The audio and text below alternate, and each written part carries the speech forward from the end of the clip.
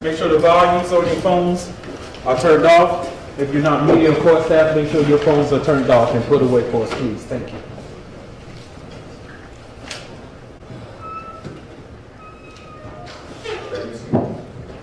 Great. All right. Happy Tuesday. State, anything we need to talk about? Your team was gonna do a little research on grand jury secrecy in the state of Georgia. Any updates? Yes. So I did receive a couple of cases from the defense. We did do some searches last night. I did read the case law. I understand their point. And in Georgia, there is no right that the state has to prevent any witness from ever talking in perpetuity, is kind of what the law says. And the Butterworth case in particular deals with a reporter, a journalist that testified before the grand jury. And I understand that the defense is concerned about the implication that could be left with the jurors based on the question that I asked. So I will ask the court to give an instruction, be kind, understanding that really my frustration with Attorney Hudson was that at that time, it was very in the infancy stages of the investigation. I was secretly trying to find this will, and I felt like his conversation with Mr. Maple subverted that attempt, which is why we immediately went to his office the next day with a search warrant to try to locate it. So I don't have an objection or anything. The court wants to give an instruction with respect to that. Okay. Anything else from the state before we bring the jurors in? They are here. Juror 61 was here on time. Yes, we heard. Very good news. Just a couple things real quickly. In connection with instructions to the jury, and I know the court didn't mean anything. There was a comment that you made, though, in the presence of the jury when we called Mr. Sprinkle. He wasn't on your cheat sheet witness list that we provided you. I call it cheat sheet? That's what I call it. Oh, okay. I call it cheat sheet, just to refer you to the list of names that we provided. But he was on our master list. I have no doubt that he was, and there was squawking from the defense, but on a different issue, not who is this person, and we didn't expect. Right. I just didn't want the jurors to have the impression that it was a surprise when the court kind of said, "Oh, he's not on." Whenever the state calls somebody who's not on my list. I feel like we're not necessarily moving forward. I think the jury might share that perception, but I will refrain from. Internally, I will mourn the lack of progress, but externally, I'll be passive. That's fine. For the record, Mr. Sprinkle was listed as witness number 13 as a will call to testify summarily about phone records of Mr. McIver, and he was on the state's list, state summary of relevant testimony of witnesses that was filed February 26th. Okay, and I didn't doubt he was on one of several lists, and to repeat, I think the record will show no objection from the defense as to Mr. Sprinkle being called as a witness. The concern Mr. Harvey had was these photos I haven't seen before. Why are these coming in just now to see the record? And so we worked through that, and the record was made, but there wasn't, and there shouldn't have been, an objection from the defense that this was a surprise witness. Maybe just some of this content was unexpected. And very quickly, Judge, would you hear from Mr. Wakefield regarding the motion to quash, just so we can get on your radar about it, because those witnesses, we expect to get to them in the next day or so. Okay. An update on the motions to quash. Good morning, Your Honor. Good morning.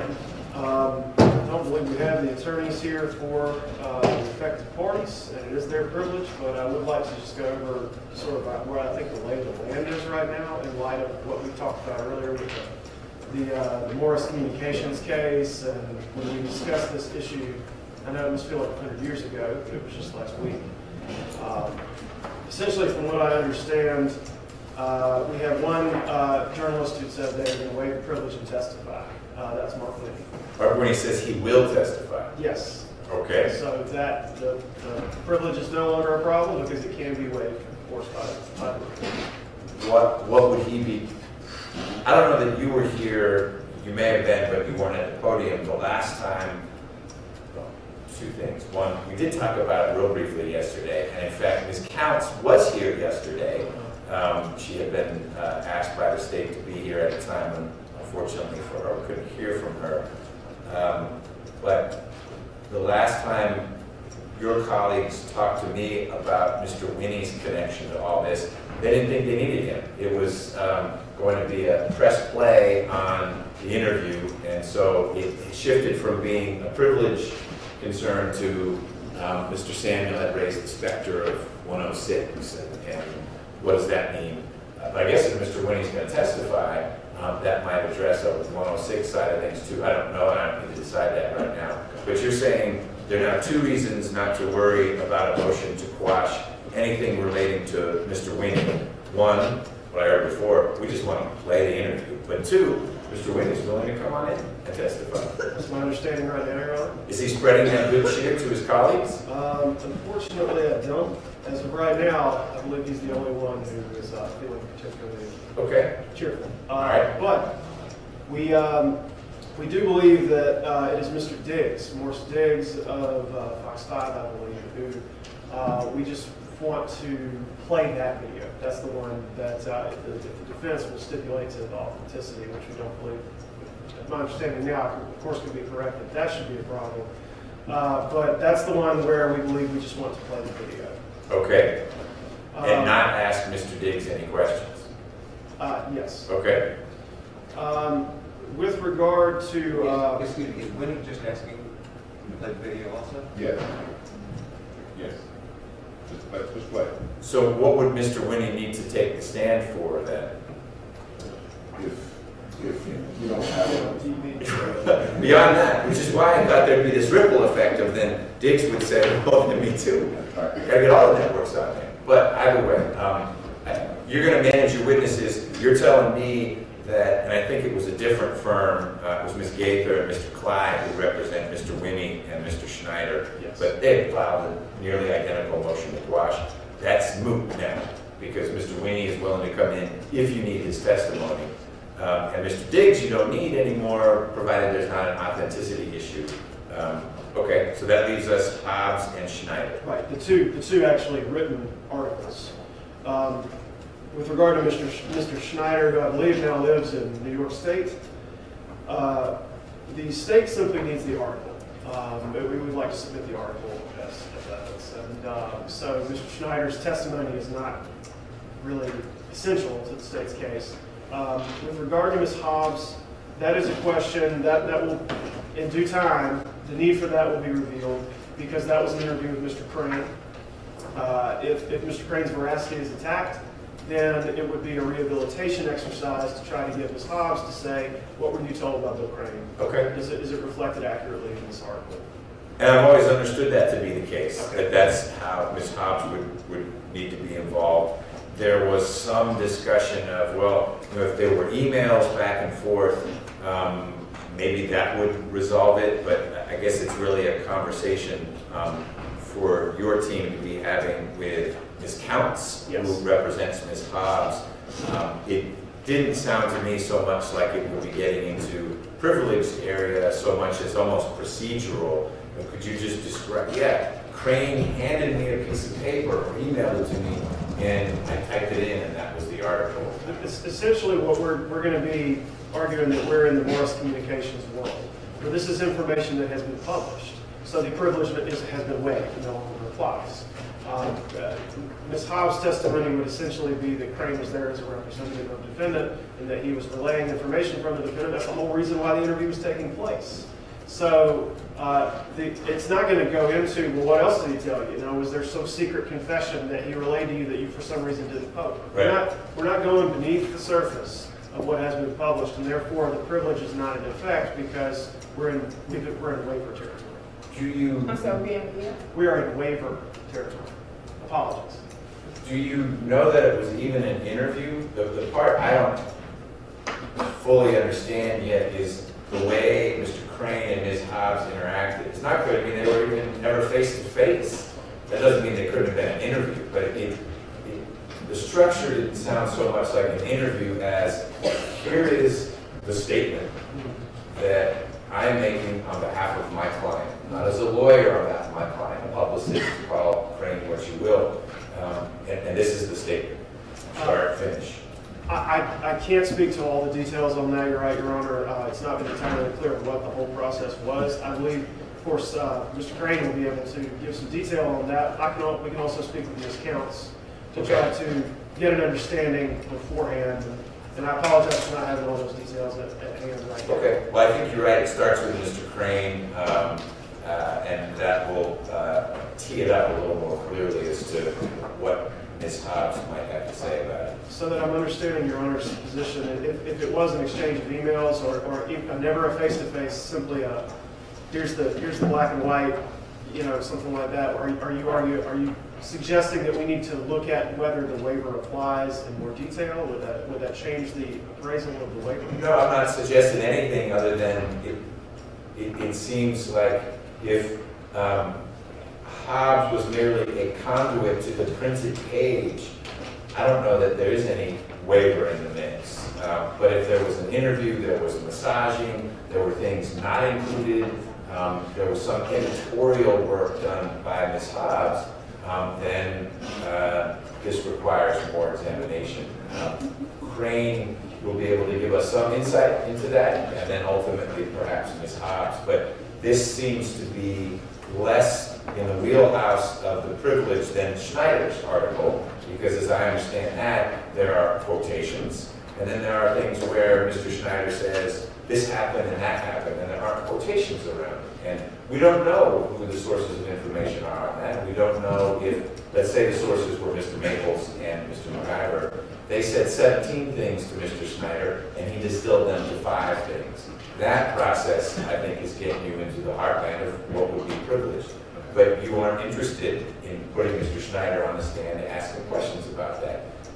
Your team, and they may get you involved, will need to work through how is it not hearsay or whatever other objections the defense might have to getting into evidence some or all of the article. Thank you, Your Honor. I appreciate the update. Yes, sir. Anything else from the state? Okay. Defense. I will, unless you have had a change of heart, start this morning by telling the jurors, insofar as they recall it, there's no grand jury secrecy. There was nothing untoward about the fact that Mr. Hudson spoke with Mr. Maples, or that Mr. Maples asked Mr. Hudson questions. It's not at all inappropriate. It's how things happen as cases are evolved. That's something you still want to have said? Yes. Clark. Yes, good morning. Good morning. Okay. I'll do that. Mr. Samuel, we are fast approaching where these media witnesses become a situation you need to give me your thoughts on. Having heard that with Diggs and Winnie, the state has gotten to the point where they just want to press play on an interview, what do you think? I'm thinking I gotta look at them and talk to them over lunch. Okay, I appreciate you doing that. I guess I'd put Schneider in the same category. It's not press play, it's here's the article. And so if you would be thinking about those 3 and then talk with, who is the right person so Mr. Samuel knows who to corner? Mr. Humphrey got pointed at. Okay. Yes, we've already been talking, and I've got the media on a jump drive for them, so they can just confirm what it is we'll be pressing play on, and we can hopefully get on the same page. You and Mr. Samuel seem to work well together. Let's Yeah. continue to explore that. And with Ms. Hobbs, I really think it's going to be reactive to what Crane says, how Crane is handled on cross, Yes. and then we'll be in a better position. And that's going to be tricky for Ms. Counts, but the report will make it happen. Yes. ALM, I think. All right, anything else from the defense? I think we'll be hearing from Mary Radford this morning, and we talked a little bit about her at our pretrial hearing, about... She the professor who's going to talk about wills? Yes. Okay. So just while we're here, I'd like to get my objection on the record. Assuming you let her testify, I can just renew it when she starts to testify. Sure. And as I'm recalling, Ms. Radford isn't someone who generated a report so much because she wasn't able to have a new will to look at to say, here's what it means and doesn't mean. I'm looking She at wrote a you. report. But she did write a I report. had it. Okay. Um, There was a relevance issue, or the report came too late? I think back then the objection was more, it came too late. So now I would add relevance, and 403. Waste of time and cumulative under 403. My understanding, she's gonna be comparing Mr. McIver's 2004 will, 2005 will, Diane's 2006 will, the suggested changes we saw in the emails with Mr. Hudson, and then Mr. McIver's 2016 will. So some of it, I don't understand the relevance. Why are we going back to look at his 2004 will that was superseded by a 2005 will? But it's really more, cumulative and waste of time, given that we went through this with Mr. Hudson. I noticed some of the jurors sporting 403 tattoos, just so you keep that in mind as we move forward. I think that's a fair observation, in particular maybe about the 2004. And so what I'd ask you to do is, if you feel, I'll stay on that like I promised Friday and Monday morning. I'm going to be patrolling a little bit more. Look, we've already been there. Let's move along. And I think this is a good witness with which to do that to a certain extent. We actually have heard very little about the wills. We've heard a lot about was there a will, et cetera, but the operative clauses of the wills, really we've only had one witness talk about that in much detail. So cumulative, maybe not so much. Relevance, if 2004 was replaced by 2005, I don't know why we talked about 2004. But there could be something in there that the state wants to zero in on. If it starts to get too general, I'm probably going to say, let's move it along. But I invite you to do the same. But I don't want you to feel, I'm going to look like I'm trying to hide something. That's not the burden I'm putting on you. That will be a reminder to me as well. Wait a minute. We do need to get on point to the two wills that really are more germane to what we're working through. Okay, I'll do it. All right, great. That's it. Thank you. The jurors have designated today as another 6 o'clock day, but in a nice note, they can put a heart on it. They said, well, we can stay till 6. If there's an actual break point before 6, we're okay stopping. And that's a point well taken, and I think we'll try to make it work that way. We'll just see how things go. Okay? Bring the jurors in.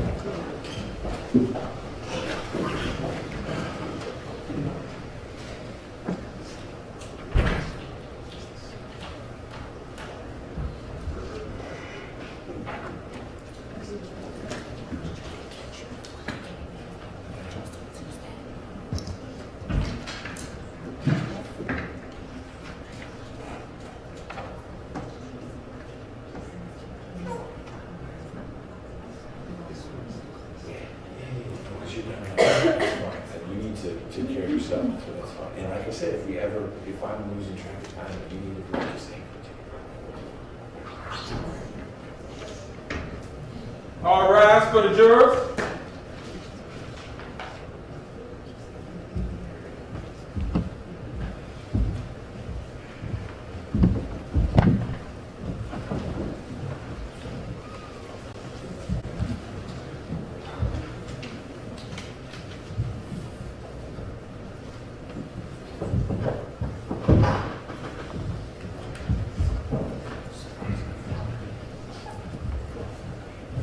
Our jury members are present and accounted for, Your Honor. Please be seated. Thank you, Deputy Murphy. Good morning, ladies and gentlemen. Good morning. Special good morning to 61. You're on time. Way to go.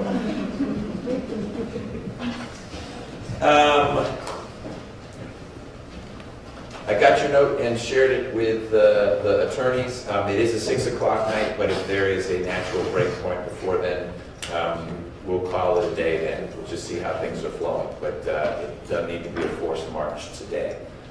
We had to cover a bunch of things this morning to try to make the day a little more streamlined, so it was helpful to get input from both sides. Before the state calls its next witness, I need to draw us back to yesterday, late afternoon, early evening, Mr. Hudson was on the stand, and at one point, Mr. Rucker asked a question about grand jury testimony and why did you talk to Mr. Maples about it? I don't remember exactly the question Mr. Rucker asked, but it may have created in your mind the impression that there was something improper about someone who gets in front of a grand jury to leave the grand jury and go talk to someone about what that person said in the grand jury. And it's important for you all to know, if that was the impression you got, that there is no grand jury secrecy here in Georgia. So if I was called in front of a grand jury to answer questions, I could leave that grand jury and tell the media if I wanted to. I could tell someone else.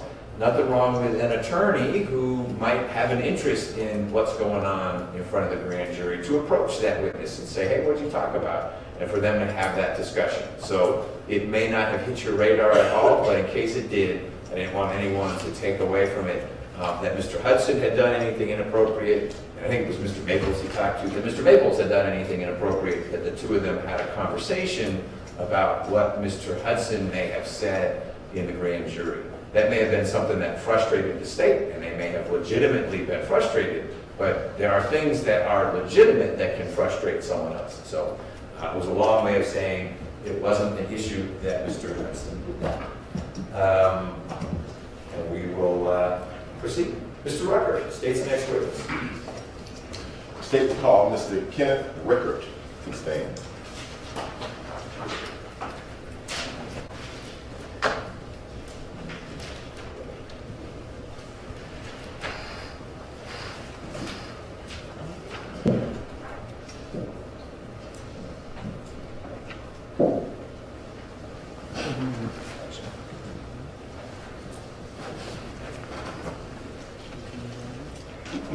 Do you swear and affirm that the testimony you should give the court today will be the truth, the whole truth, and nothing but the truth, so help you God? I do. Yes, sir. If you will, have a seat.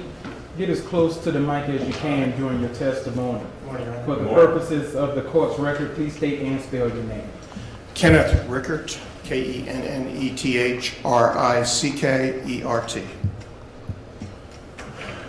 And good morning, sir. Good morning. Would you please turn and introduce yourself to the jurors? It's okay if you look at them when you give your testimony. And tell them your name and how you are currently employed. Kenneth Rickert. I am currently employed as General Counsel for U.S. Enterprises. And can you explain to the jurors what are some of your duties and responsibilities as General Counsel? I'm responsible for all the legal issues that that come up with the company. We get involved in anything from general contract work to aviation. We have a corporate jet.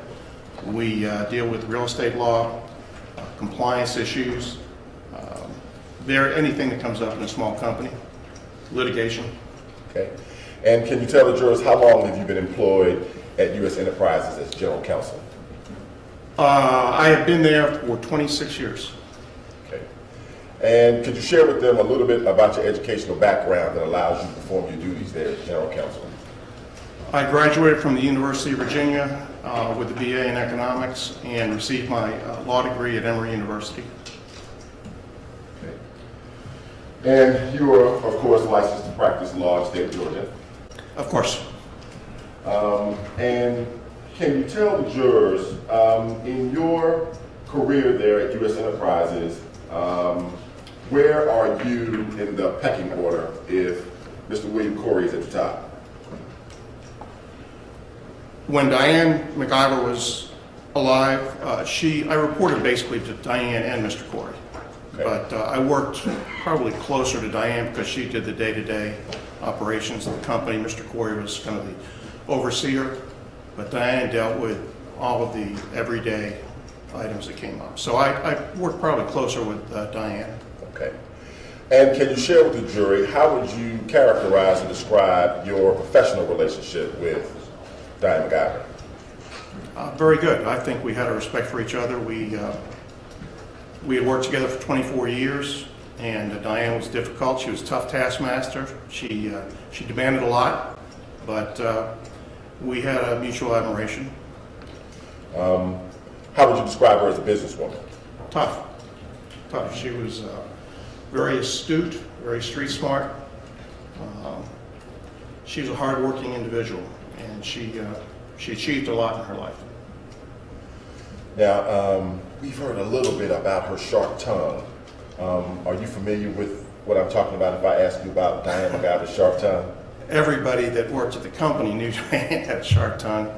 She could throw zingers in there at any time, sparing no one, including Mr. Corey. Okay.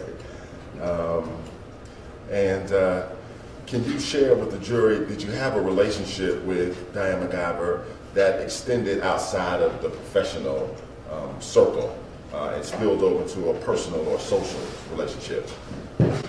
We, somewhat, but I would not consider myself a good, close personal friend of hers. It was more of a business relationship. Okay. I would do some things. When we needed to do corporate functions, my wife and I would attend certain things, and we did, I think on 2 occasions, go on a vacation with Diane and Tex. Once we went to Napa. Once we went to West Point to a football game for the weekend. But other than that, I'd see Diane and Tex on a social basis maybe once or twice a year at most. Okay. And can you tell the jury, did you come to know the defendant in this case, Mr. Claude McIver?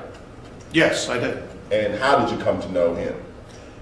I first met Tex when Diane was dating him, and as she dated him, you know, she would involve me in some of those things. We went to Chastain Park on one occasion, but then they got married. We went to the wedding at the ranch in Eatonton. Okay. And based on the kind of relationship that you had with the McIvers, would you be a person who would frequently visit the ranch? No. Okay. Or frequently come by the Atlanta condominium? No. Now, can you tell the jurors, was there a business relationship between U.S. Enterprises and Claude McIver and Fisher & Phillips? Tex was a partner at Fisher & Phillips, and Fisher & Phillips had been a long-time labor law firm that did labor work for us. Ever since they actually had been doing labor work for us before I got there to the company. When Diane married Tex, we got involved in litigation. It was very complex and protracted litigation against the city of Atlanta and Clear Channel. It went on for probably close to 10 years. And during that 10 years, we had numerous firms that represented us. Fisher & Phillips probably took the lead in that. In many instances, they didn't do the actual trial in federal court. They were not lead counsel, but they were very much involved throughout the litigation. And I'd say probably over the 10 years of that litigation, we spent over $10 million in legal fees. It was very expensive. We were successful in obtaining a judgment in a federal, I don't know whether this is more than you need to know, but... Well, yeah, I'll stop you right there. Okay. But the gist of it is, because of the work that Fisher & Phillips did while Mr. McIver was a partner there, generated roughly $10 million in fees. And that's just a guess, but Yeah. it was significant. Okay. Now,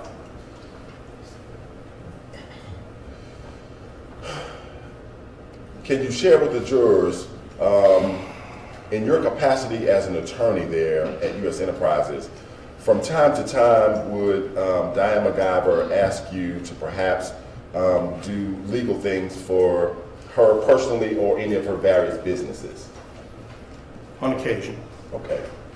And I want to draw your attention to, strike that. Let me ask you another question. Did you know Diane to make loans to people? Yes. Okay. And could you describe for the jury what you knew about Diane McIver making loans to people? She was generous. If her friends needed money, she would help them and make loans to them, various amounts over the years. She'd ask me to prepare a promissory note, and I would do that. She'd give me the parameters, the interest rate, how long, whether it was principal and interest, that type of thing. Okay. And I would prepare the document, and she, I assume, made the loan. Okay. With respect to the loan she'd make to her friends or anyone, she would make sure it was in writing, as far as you knew. Yes, And there would also be interest associated with it. generally that's right. And there would be real specific parameters about how the loan was to be repaid. Yes. Okay. Let me show you a series of documents. They have been marked, Your Honor, as States Exhibits number 427, 428, and 429. I have shown them to defense counsel previously. And Mr. Rickard, if you would take a look at all three of those documents and indicate for us whether or not you recognize and can identify them.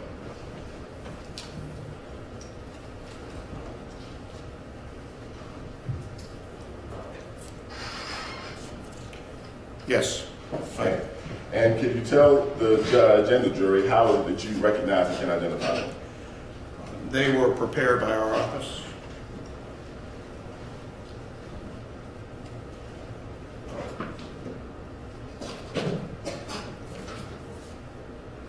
And can you describe for the judge what is 427? It's a promissory note dated March 1st, 2005 in the amount of $750,000. Okay. From whom to whom? It was from Claude McIver to Diane, Claude being Tex. From Claude? The money was lent by Diane to Tex. Okay. So the money, the $750,000 was from Diane to her husband? Yes. Okay. And the date of that again for the judge? March 1st, 2005. Okay. And what is 428? 428 is a promissory note in the principal amount of $350,000 dated December 23rd, 2011. The loan was made by Clay Management Company to Tex McIver.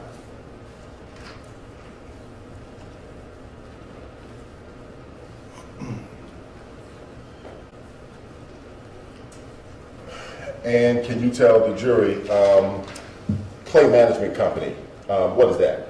That was a company Diane owned. She was a sole owner. Diane was the sole owner of that company? Yes. Okay. And State's Exhibit number 429, what is it? 429 is a renewal promissory note in the amount of $350,000 dated December 22nd, 2014. And again, this was from Clay Management Company to Tex McIver.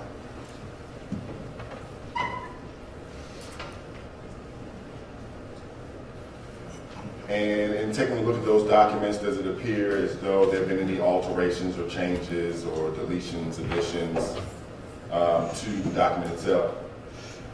Let's see. Any pages appear to be missing? There was a change on the first $350,000 note, and it looked like the date was changed from the first day to the 5th day of the month, as far as the date that payments were due. Okay. There was no change in the other one. Okay. At this time, Your Honor, I will tender in the evidence State's Exhibit 427, 428, 429. No objection. They are admitted.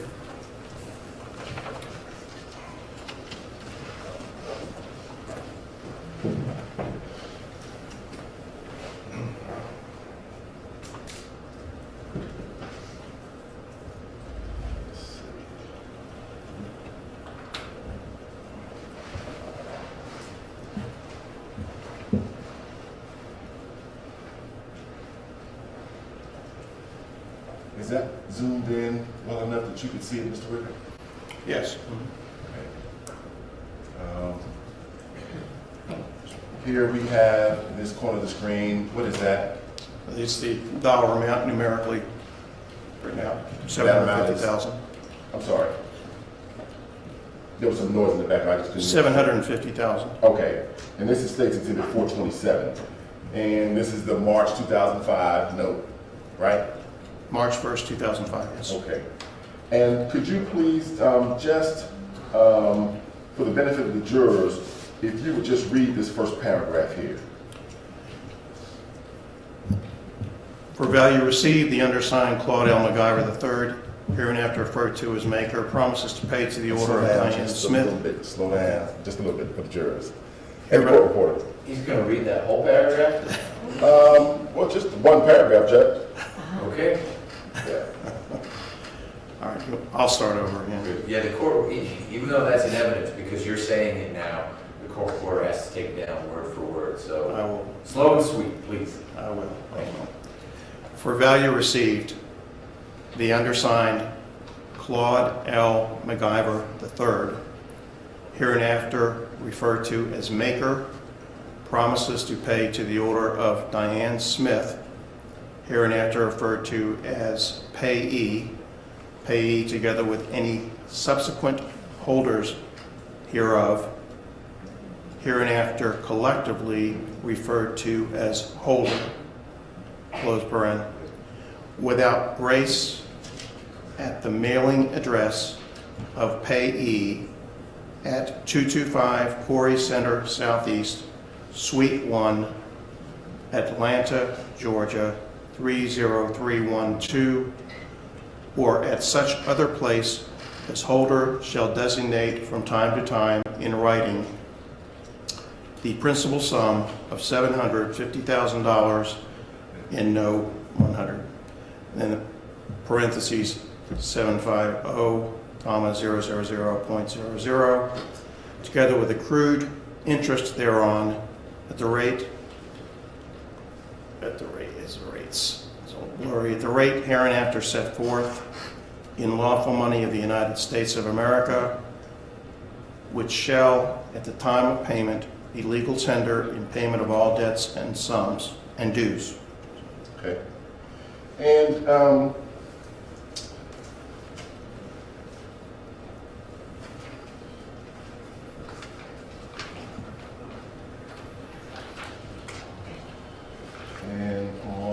back page,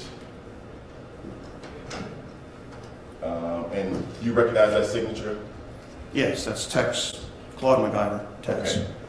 And over the years, you had done work with Mr. McIver, his capacity as a lawyer, Bishop Phillips. I have. And did you come to a place where you have seen his handwriting and his signature on other occasions? Absolutely. I mean, he's sent me thank you notes from time to time. He's very gentlemanly in that, but he sent me thank you notes, and I know his writing. You know his writing, okay. This is State's Exhibit 428.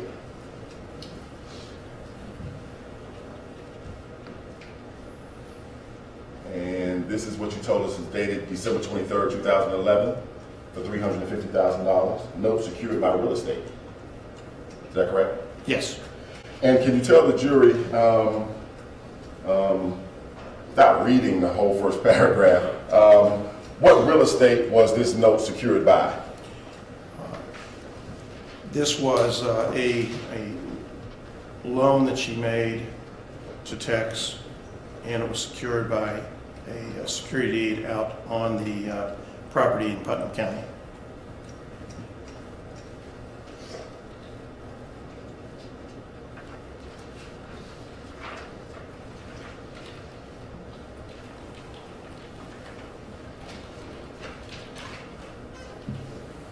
Now, on the second page, could you tell the jury, with respect to this note that was secured by the deed for the property of Putnam County, was there a provision in this promissory note that provided for what would happen if Mr. McIver was unable to repay this $350,000? Well, it was secured by a security deed on the property, which would give, theoretically, Diane the ability to foreclose on the property if there was a non-payment. I'm not sure that that would have ever happened. Diane would have avoided that, I believe, at all costs, to try to keep the marriage together, certainly. But she had that right to foreclose. Okay. Now, Would Diane ever speak to you about the personal details of her marriage to Mr. McIver? No, she was a very private individual. She really didn't speak to me about her personal life very much at all. I was surprised when she got her first divorce, when she went through that. I had no idea that was coming. Right. But she was very private. And how about her finances? Would she talk to you about what was going on with her finances? Same thing. She was extremely private about that. Kept it all to herself, and that certainly I understood that. And could you tell the jury, was she kind of the kind of person who, when she made loans such as this, she was not very serious about making sure she was repaid? She that kind of person? She expected to be repaid. And certainly, Terry Brown, who was her assistant, was responsible for making sure that everyone paid on time. If they didn't make a monthly payment, she would send out notice. She would make them pay, even though they were friends. And can you tell the jury what was the term for this December 2011 promissory note to be repaid? Do you know? I believe it was the 3-year note, but as I recall. Okay. Repayment was due in 2014 then? I believe so. Okay. And this is states 429. This is the note you testified to, dated December 2014, and it's titled Renewal Promissory Note. Could you explain the relationship between this promissory note with the previous one we just looked at that was secured by the ranch? Tex had made all the interest payments, but the note was due. He could not pay the $350,000 off at that point in time. He went to Diane. I struck that. Well, yeah, because I want you to assume. But let me ask you better with a question. Were you asked to prepare a renewal promissory note for Diane McIver? Yes. Okay. And this renewal promissory note reflects that work that you did? Yes. Okay. And can you tell the jurors, with respect to this December note, is it still secured by the deed to the Putnam County property? Yes. Is interest still required to be paid on this note? Yes. Okay. And can you tell the jurors, is the interest rate the same in this renewal note as it was in the previous note? It was slightly less on this note, and the only reason that I know that is I remember Diane said when I prepared this promissory note, I noticed that the interest rate was a little bit different. I said, "Why are you reducing it?" She said, Now stop for a second. I want you to tell us what she said. But she did give you an explanation. She gave me, she wanted to reduce the amount, yes, Okay. Of the interest rate. of the interest rate. Okay.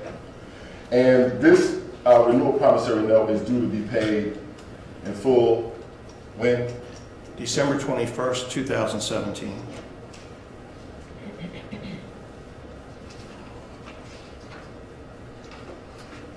And it's also signed by? Signed by Tex McIver.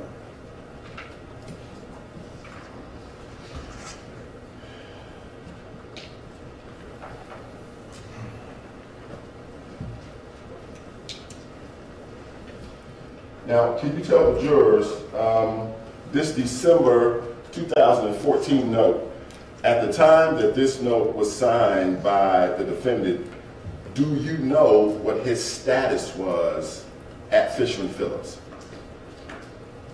He was a partner, as far as I know. As far as you knew, you thought he was a I had partner? always dealt with him in his capacity as a partner.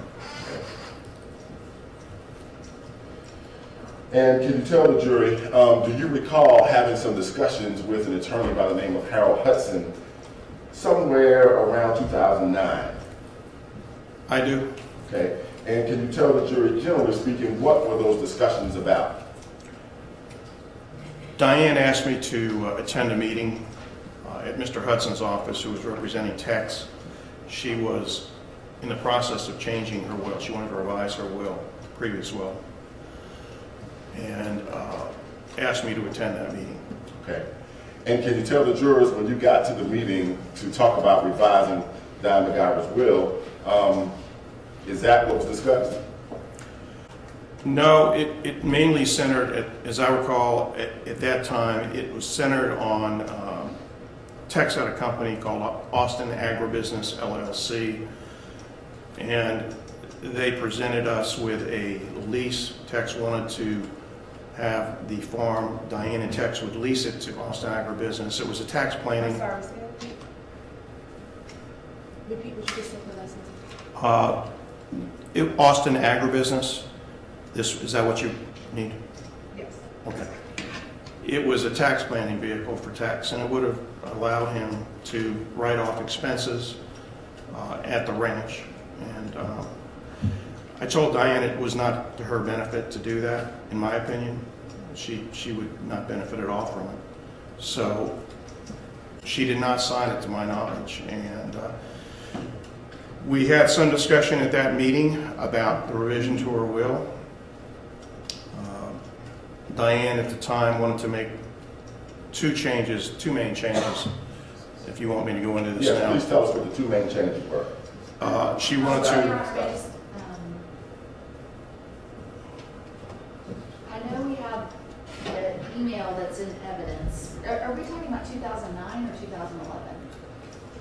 I don't know when, it was in that period sometime when we had the meeting with Mr. Hudson. I'm not sure of the exact date. So my objection is hearsay. I know we have an email that's in evidence from Mr. Hudson,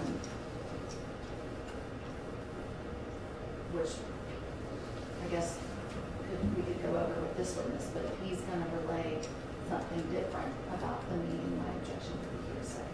Okay. One question. Sure. These changes that Diane McIver talked about, were they talked about in the presence of Mr. McIver? Did it happen during the meeting? Yes. Okay. And Mr. McIver would have been in a position to hear the two main changes that Diane McIver wanted to make to her will? Yes. Yes. Okay. So I would ask that the witness be allowed to testify to that in as much as those statements were made in the presence of the defendant. I have the same objection. Okay. I think it's still hearsay. It may be that we're all talking about the same thing with the emails, and that may become clearer perhaps after cross-examination, but for now, we'll have you move elsewhere. Okay. As a result of what was discussed at this meeting, and by the way, how many meetings were there between yourself, Diane McIver, the defendant, and Mr. Hudson? I only recall one. One. And at this one meeting, is that where Diane McIver would have talked about the two main changes that she wanted to make to her will?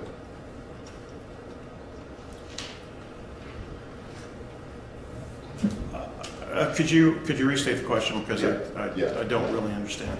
Okay. While you were at this meeting, did Diane McIver discuss the two main changes that she wanted to make to her will? It's my recollection, we certainly talked about one of the changes, and I believe we talked about both of those changes. But it was 7, 8 years ago, 9 I years ago. understand. I understand. Because there were other exchanges between yourself, Diane McIver, the defendant, and Harold Hudson regarding revising her will. I know there were some emails back and forth during that period. Okay. Now let me ask you this. Do you know who Austin Swall is? Yes, of course. Can you tell the jury what you observed with respect to Diane's feelings towards Austin Swall? Diane had never had children of her own, and Austin was like a son to her, grandchild, perhaps because of the age difference, but she was very, very fond of him. She'd do anything for him. She was a shining light in her life. And can you tell the jury, were you aware of Diane McIver's 2006 will? Yes, And you had the opportunity to read it yourself? I have. You're familiar with some of the contents? I am. Can you tell the jury in the 2006 will of Diane McIver is Austin Swall named or mentioned in any way? No. Were you familiar with the defendant, Claude McIver's children? In particular, I just talked to you about Robbie. Did you know Robbie? Yes, I had met him, I know I met him once. I may have met him more than that, but I recall at least once. Okay. And based on your observations, can you share with us what you saw Diane McIver's feelings were towards Robbie? They were not good. Diane did not like Robbie. She had had some run-ins with him. It was unfortunate, but she had had some problems. Could I object, Your Honor? I think it sounds like we're talking about something that would be based on hearsay. I understood him to say you only met Robbie one time. I think we just don't need to go any further. I think I'll leave it as is, and if you think there's a proper foundation for us to go further, we can go further through this witness. Otherwise, put a full stop. I understand. The tax plan that you were presented by Mr. Hudson and the defendant, did it involve changing Diane's ownership interest in the ranch? No, there were no changes at that point in time. She was a joint tenant with the right of survivorship. She had that right. She was a joint. I didn't get it. What? She was a Joint tenant with the right of survivorship. Okay. And in order for the plan to be signed, would she have to change her ownership interest in any way, if you recall?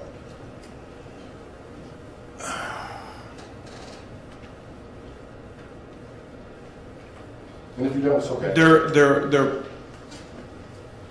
To accomplish what Diane wanted to accomplish, which was to give her interest in the ranch. Well, I'm sorry. Are we about to talk about what Diane wanted to accomplish with the changes to her will? Because if we are, then I object. I think the question was to do the tax planning Mr. McIver wanted to do, would there have to be changes to Diane's ownership of the ranch? Right. That's correct. And not about the will. I didn't think it had gone into the area, but let's make sure it does. Okay. Yeah. You understand my question, Mr. Ricker? I believe you're asking if the deed itself would have to be changed. Yes. Yes, it would have been advisable to change the ownership, in my opinion. Okay.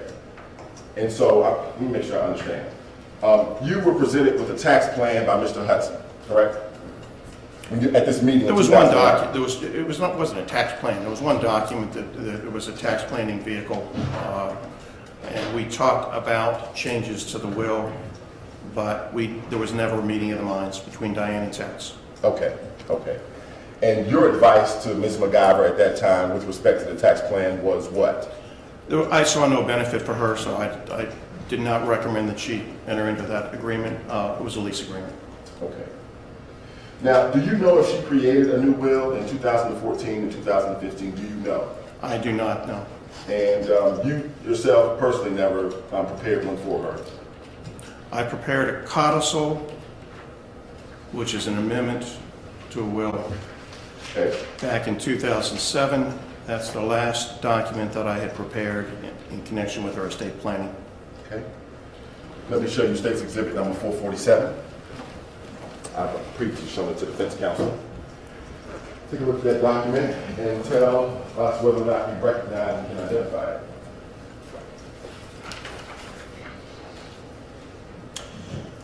Yes, this is the codicil that I prepared in August of 2007, which would have amended her February 1st, 2006 will. Okay. I'll tender State's 447 there. Any objection to 447? Yes, as to relevance. Because it's from 2007. Okay. I'll allow it. The 2006 will is the one that was probated, that's Yes. what we've heard, so, okay. And this one is not executed. Understood, okay. Thank you. Can you tell the jury, do you know what year Austin Schwab was born? Do you know? No, I don't know around this time, but after 2006, Okay. And this codicil was in 2007? yes, And I'm sorry. August of 2007. Okay. And can you tell the jurors what were the changes that were proposed in this codicil to Diane McIver's 2006 will? Let's see. Generally speaking, you don't have to, the document is in evidence. She wanted to provide, the two changes were she wanted to remove one of the beneficiaries. She'd had a falling out with a lady named Kathy Johansson. And she wanted to remove her. I think she was under the 2006 will to get a significant bequest. And the other change was to provide for Austin.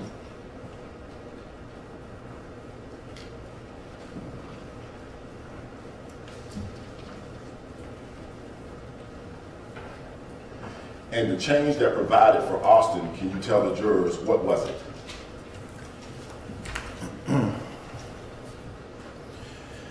She wanted to set up a trust for Austin, and it had provisions that would pay him a percentage of the trust value each year once he attained the age of 25. Okay. And the trust was for Austin's what?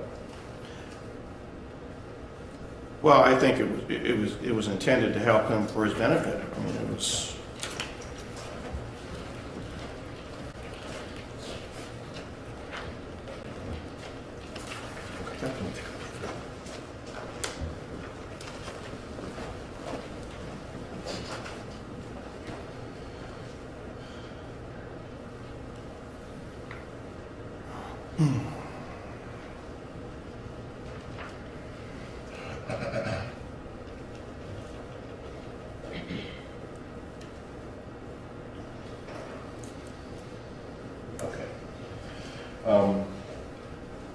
Austin Schwab's name is mentioned in State 447, the codicil, correct?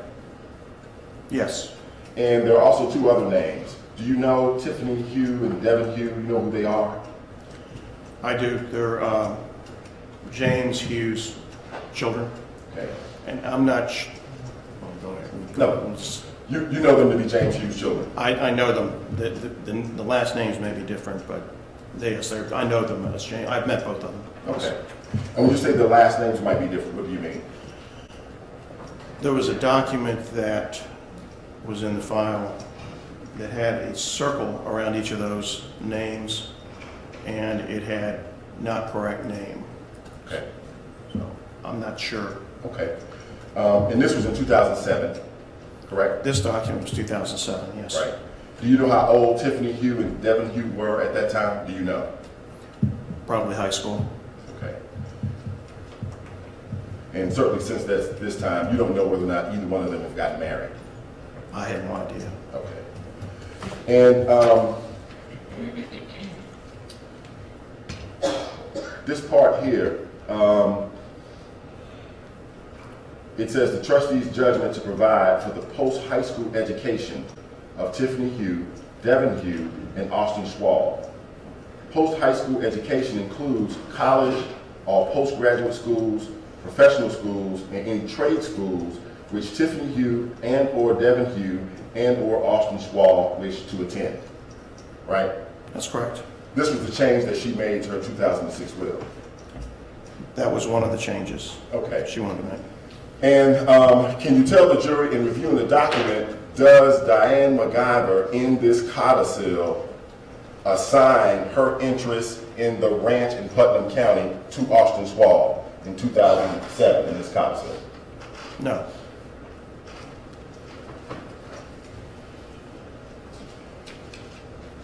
And did she sign this codicil? No, it was never executed to my knowledge.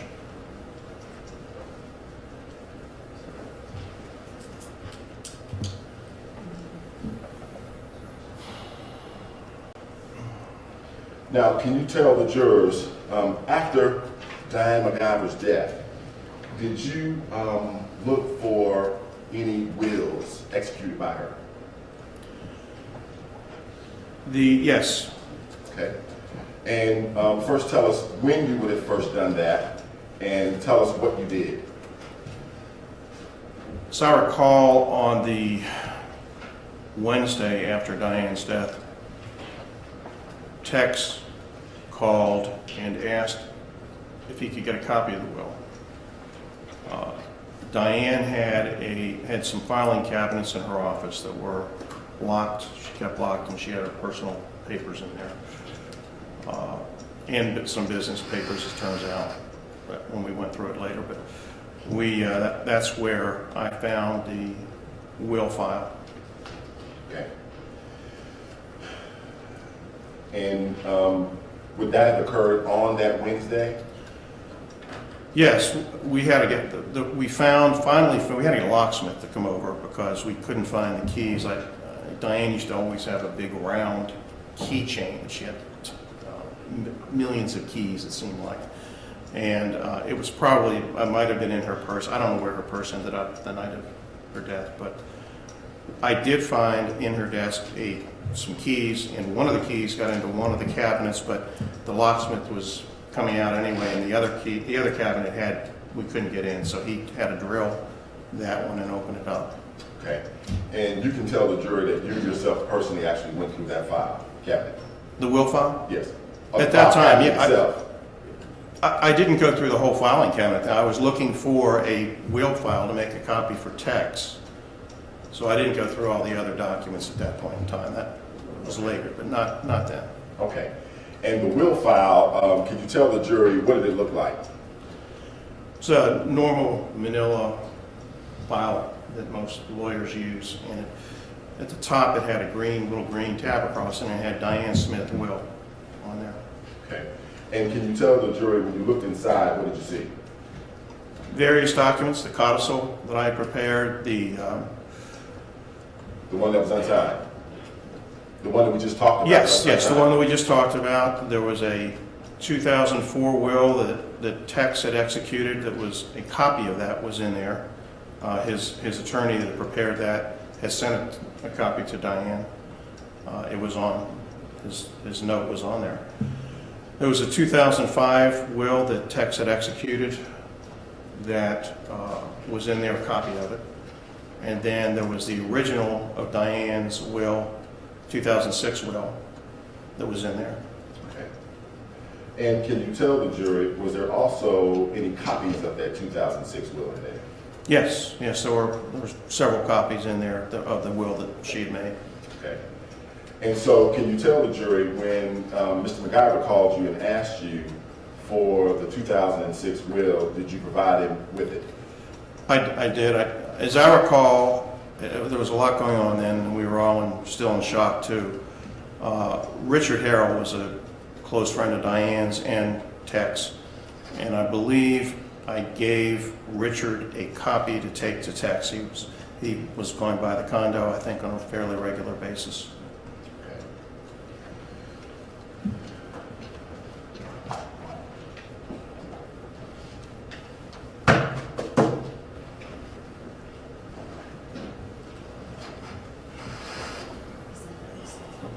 Yes, ma'am.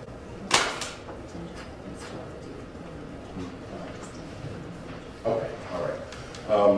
Your Honor, at this time, I would like to tender into evidence State's Exhibit 441. I understand that there is no objection from the defense. Correct, no objection. Okay, 441 is what? It's the last will and testament of Diane McIver, 2006. 2006. Okay. Take a look at that document, and can you tell the jury is that a signed and executed will for Diane McIver in 2006? Yes, it is. Okay. And can you tell the jury what was your role with respect to this 2006 will? My sole role in this was as a witness to the will. Your signature actually appears on the document. My signature appears on the document as a witness. Okay. And were you also the trustee? In this will, yes, I was named as trustee. Okay.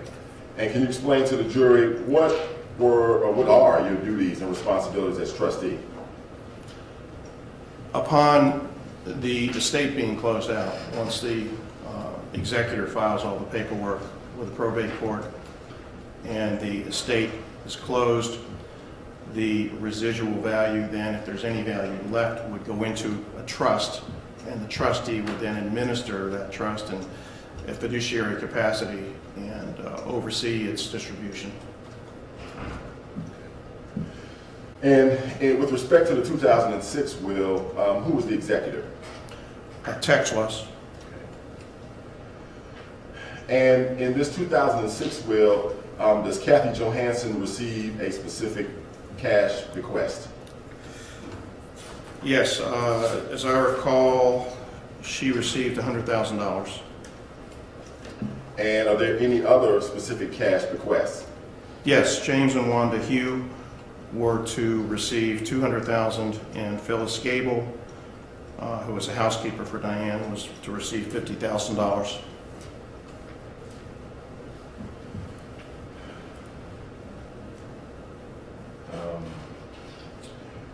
Any mention of Danny Joe in that will, Danny Joe Carter? Not with respect to a specific request, I'd have to look through.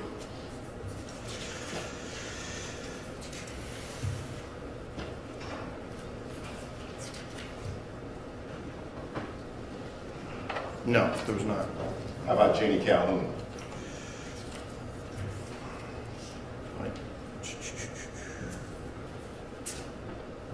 No.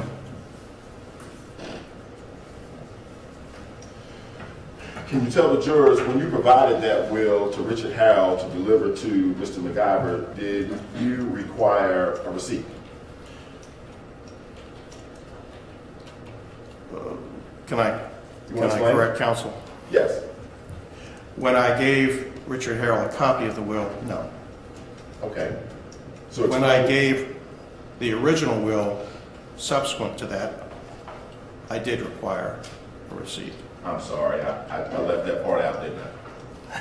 I'm sorry. On Wednesday after Diane's death, what did you actually give to Richard Harrell to give to Mr. McIver? A copy of the will. A copy of the will? Tex just, he didn't ask for the original, he wanted a copy. Okay. And so at a subsequent time, did you actually give him the original? Yes. That following Tuesday, October 4th, Tex sent me an email.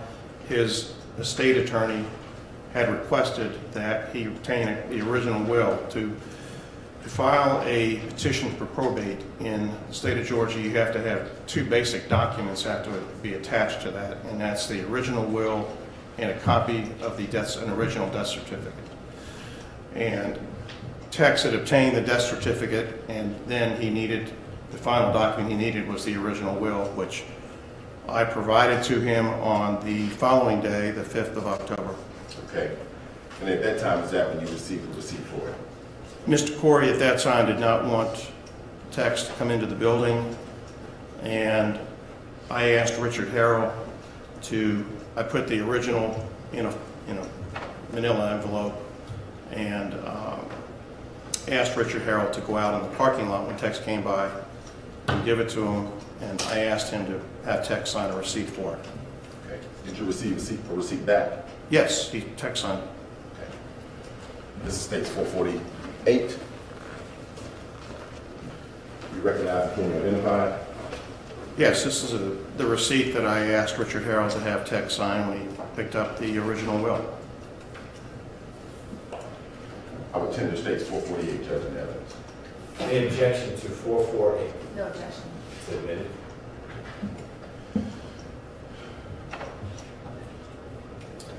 Now, can you tell the jury, prior to your testimony here today, and specifically a couple of weeks ago, did you have the opportunity to come down to my office to speak with me about this case? I did. You requested that we come down. Yes. And can you tell the jury, when you came down, did you bring the will file with you? I believe I did. And can you tell the jurors at that time, did you provide me another document that was located within the will file? Yes, there were several copies, as I mentioned, of Diane's will, and the front of the will is just like this. It's not, you can't tell whether there's anything else written on it inside by just looking at the front. I had assumed that Diane had made copies of the original will and had several copies in there. A few weeks ago, I was going through it and the file again, and I realized that one of these, what I thought were exact duplicate originals, copies, not duplicate originals, but copies, it actually had some changes that were on the will written on there, which I had not noticed before. Let me show you State's Exhibit number 271. Do you recognize it? Can you identify State's 271? This is the copy that I mentioned that was marked up. Okay. The front is the same, identical. You can't tell. Okay. Both identical, except when you open it up and then you look into it and you see the changes. Okay. And the changes that are notated in State's 271, are they, do you recognize the handwriting?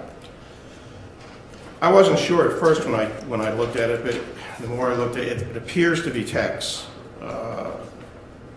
I'm not a handwriting expert, but it appears to be Tex that had made some comments on it. I guess, yeah, that's my opinion. All right. Let me ask you, can you tell the jury the notations that are made in handwriting? Where are the notations with respect on the inside of the will? Where are they?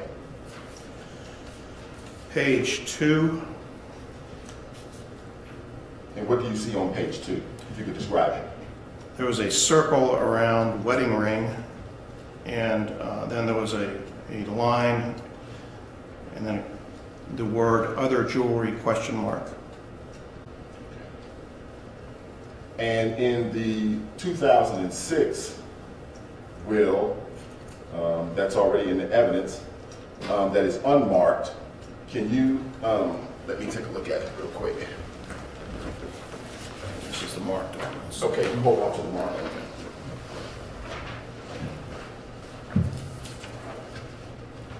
So on page 2 of the unmarked will, at the top, C, lowercase c, close, open and close parens, my wedding ring I give, devise, and bequeath to Claude L. McIver III, and if Claude L. McIver III does not survive me, to the estate of Claude L. McIver.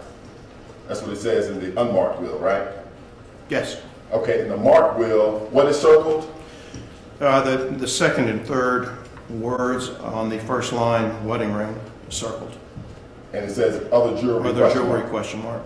Okay. Any other changes to the second page? Yes, there was the individual that I had mentioned that she had had a falling out with, Kathy Johansson, she had circled that $100,000 bequest to her, and it was just circled. Nothing else there. Okay. And can you tell the jurors any other changes to this? Not on that page. There, on the third page, there were circles around Devin Hugh. His last name was circled, and then there was a line up and it said not last name. Okay. Any other changes? No.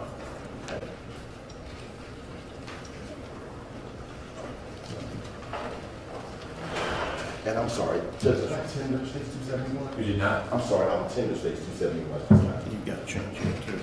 Any objection to 271? It's admitted.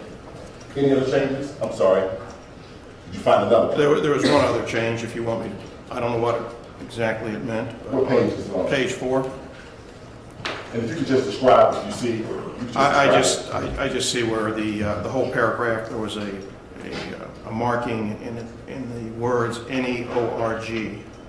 Is it the top paragraph? The paragraph E, E, okay. This paragraph here. yes. Just a marking and it says, what? NEORG, period.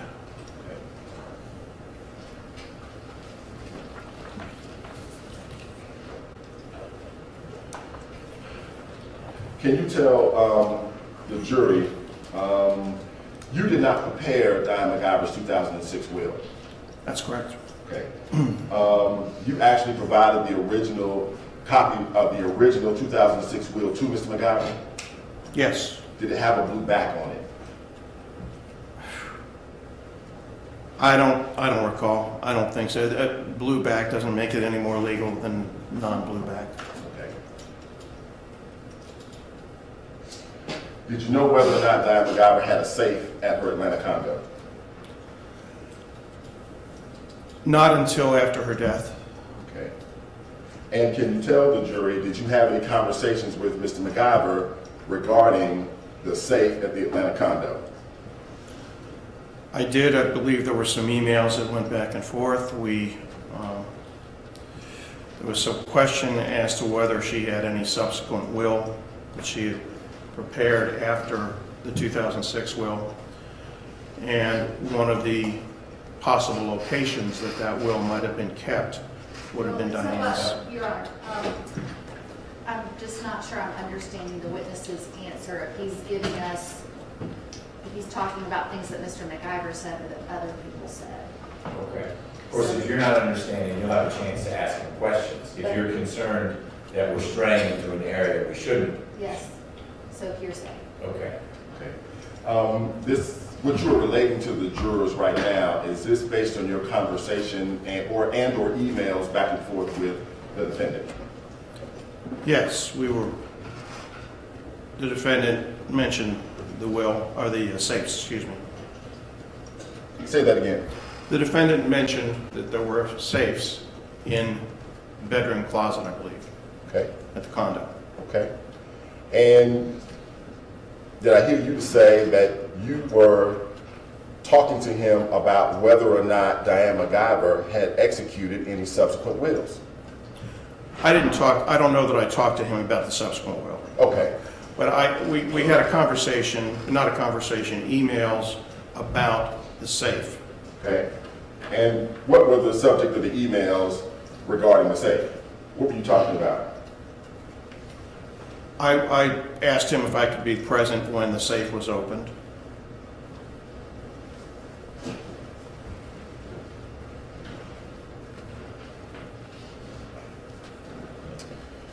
And can you tell the jury, do you know whether or not after you told the defendant you wanted to be present when the safe was open, do you know whether or not it was actually opened? Well, so objection to the extent that that answer may call for, or question may call for hearsay.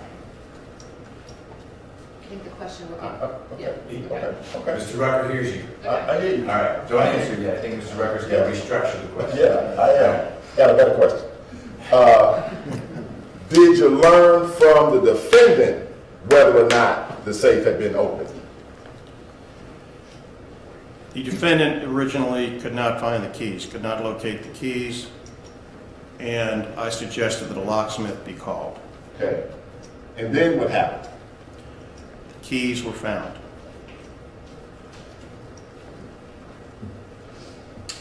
And so were you present when the safe was open?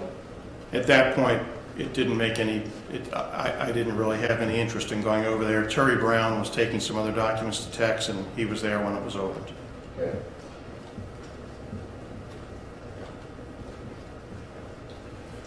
Do you know if that was the first time the safe had been opened or not? Do you know? I have no way of knowing when it was opened. But after you suggested a locksmith to open the safe, keys were found. Yes.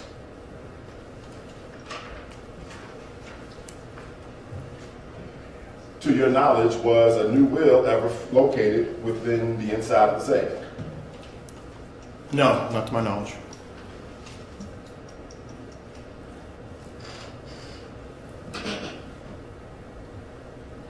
With respect to the will that we just talked about, which is states 271, the one you have in front of you, with the notations there in the margin about the wedding ring and the correction to Hugh's last name, do you see any notes or anything, I want you to look real good, indicating that Austin would get the ranch? In this 2006 will, Yeah, the one that has the notations in. the changes, no. Austin's name was not mentioned in this will or in any writing. Now, did you ever speak to the defendant about those notations that you thought perhaps he had made? No, You ever talked to him about I it? have not talked to Tex. Okay. Now, can you tell the jurors, when did you find out that something had happened to Diane? It was a Monday morning. I was getting ready to go to work, probably 6:15, 6:30. I was shaving, and my wife came in and said, there's been an accident. Yeah, hold on, I just don't want, defense attorneys don't like you to say what somebody else said. It's hearsay, right? It's not that they don't like it, it's just it's the law. It's the law, Mr. Harvey. Both statements are true. Yes. Yes, they are. It's the law. It's okay, Mr. Harvey. No, we can't approach right now. Ladies and gentlemen, take a seat, and then we'll see if we still need to talk.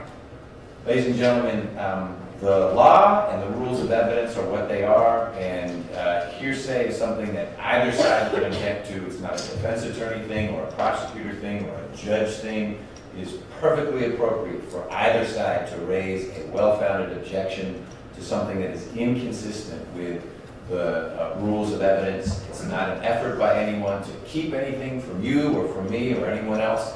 It's an effort to keep both sides to play by the rules. So it's not a defense or a prosecution thing. We've been working together long enough now in this trial that folks can joke back and forth.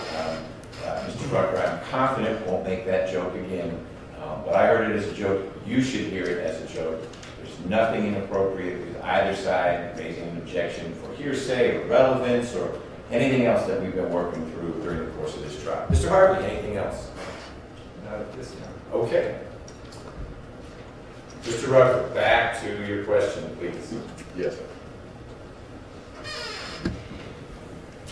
After your wife said something to you that Monday morning, what did you do? I proceeded to dress and go to the office. And can you tell the jury on that Monday, which would have been September the 26th, did you see or speak to the defendant? No. Okay. How about Tuesday, September 27th? Yes, I did on Tuesday. Okay. And can you tell the jury how is it that you came to see or speak to the defendant on Tuesday, September 27th? I felt that I had to go by condo and pay my respects. I had worked with Diane for 24 years and knew Tex and Diane for a long time. And I was still in shock too, but I wanted to pay my respects to Tex. Okay. And can you tell the jury, do you remember about what time you would have arrived at the condo on that Tuesday? I left the office about 5, and I don't recall the traffic that day. Getting to Buckhead, it can take 20 minutes or it can take an hour, as you all know. So I don't know what the traffic was that day, but I'm going to say between 5:30 and 6, probably. Okay. Right. And can you tell the jurors, what did you see when you arrived at the condo that evening? There were about probably 15, 20 people, maybe around. Some sitting on couches, some sitting in chairs. It's a large condo. There are 2 sides of the condo. They mainly were on one side. And Tex was on his cell phone. When you saw him? He's standing there. Yeah. Pardon me? When you saw him? Yes. Yes, Okay. that's correct. Where within the condo was he when you first saw him? I think he was there where everybody else was, Okay. in the main living room, I guess. On which condo? The wine cellar condo side or? The other living type where their bedroom was. Okay. And when you went into the room, could you share with the jurors what was the environment like? Somewhat somber. I mean, it certainly wasn't a party atmosphere. It was somber. Some people were, I'm sure, crying, and everybody was very somber. Okay. And when you saw the defendant, how would you characterize his demeanor when you saw him? Well, he was on the phone, and I just saw his back at first. I couldn't tell. I didn't listen to who he was talking to or anything about the conversation. Okay. So when you saw him on the cell phone and you saw his back, what did you do? I waited until he got off the phone, and then I tapped him on the shoulder and said, "Tex, I'm so sorry." And I can't remember the way he grabbed my arm, or he said, "Let's go out in the lobby." And so I walked out there with him, and he made some comment to me. It was kind of a passing comment about to Diane's Social Security, and I didn't even think about that. I said, I have no idea. And then next thing I knew, we were in the lobby. There's an elevator lobby there where we take the elevators up. Okay. So at the time, this passing comment, could you tell the jurors exactly what, and strike that, by the way, is this the first thing that he said to you when you saw him? I think he said that when we were walking out. I mean, because when we got out in the hall, there was a totally different conversation. It wasn't, it changed Okay. And so right out in the lobby. the comment about Social Security took place while you were walking out. That's my recollection. Is it was more of a passing comment. It wasn't. I know it wasn't out there in the lobby. Okay. And by passing, what do you mean, a passing comment? He just asked me a question. Okay. Just Tell the jurors what question he asked you. I think, as I recall, if he could get Diane's Social Security, something like that, any benefits. And I said, I don't know, Tex. I just called the Social Security office.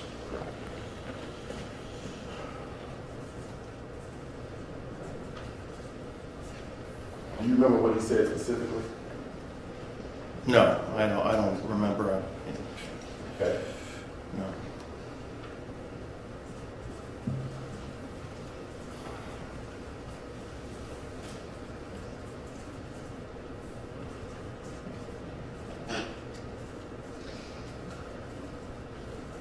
I mean, this is accurate. Can I get Diane's Social Security? Something of that magnitude. I don't know if those were exact words. I didn't put it in quotation. And what did you respond? I don't know. You can call the Social Security office, something of that nature. Okay. Can you tell the jurors what was his demeanor when he asked you that? I really wasn't looking at him at that point in time, so we were just walking. So I don't know Okay. what his demeanor was at that point. Okay. So did you actually make it out into the hallway, the lobby area there by the elevators?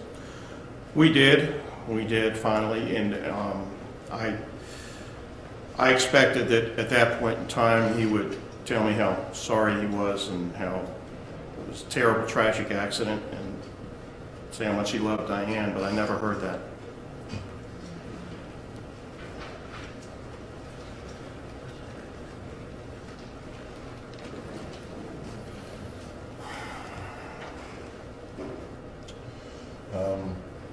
Can you tell the jurors, was there anyone else that was out in that elevator lobby area when it was you and the defendant standing there at that time? When we first went out into the elevator lobby, there was no one else there. Okay. And so since you expected to hear that and you didn't hear that, can you tell the jurors, what did he say? Tex next said that the firm was cutting him back and he was only bringing in $10,000 to $12,000 a month. And the ranch was costing him $20,000 to $25,000 a month to maintain, and that they were going to restructure things by the end of the year.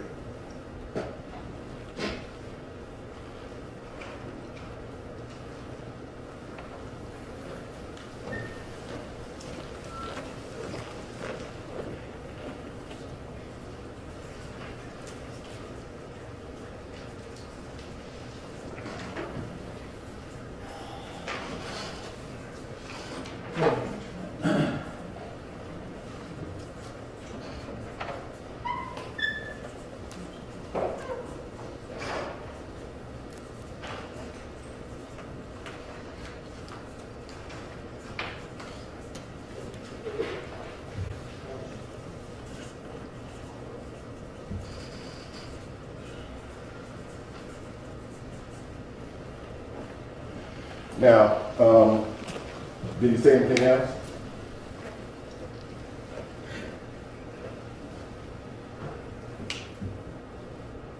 No, a woman came up that I think lived on that floor, an older lady named Rosalind, I think her name was, and she hugged him and said how sorry she was, and I felt very uncomfortable at that point. It was an opportunity for me to leave. I pushed the elevator button and left the building.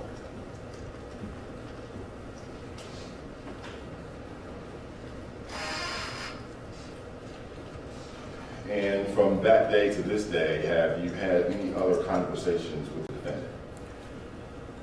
Other than what you've already testified to regarding the will? Tex was invited to the celebration of life event that we had at the office for Diane, and I don't believe I saw him there. I spoke with, I believe he was with his sister Dixie, who I had met previously.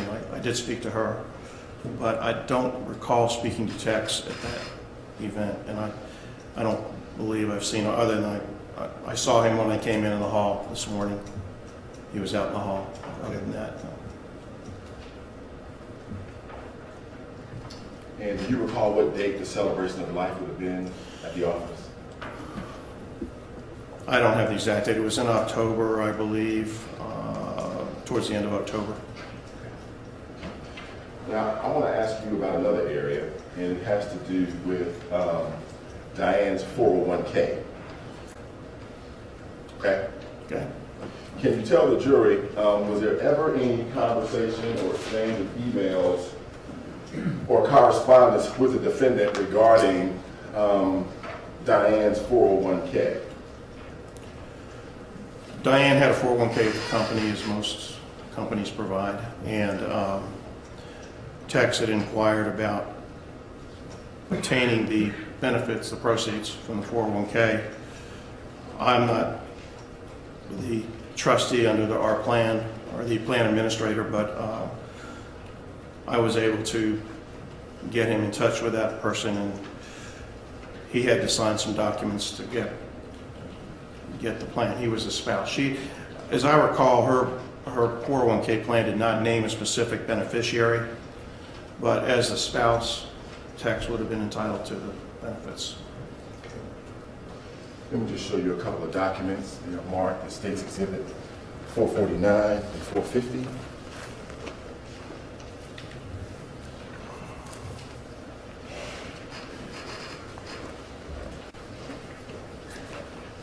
Can you tell the jury whether or not you recognize and can identify those?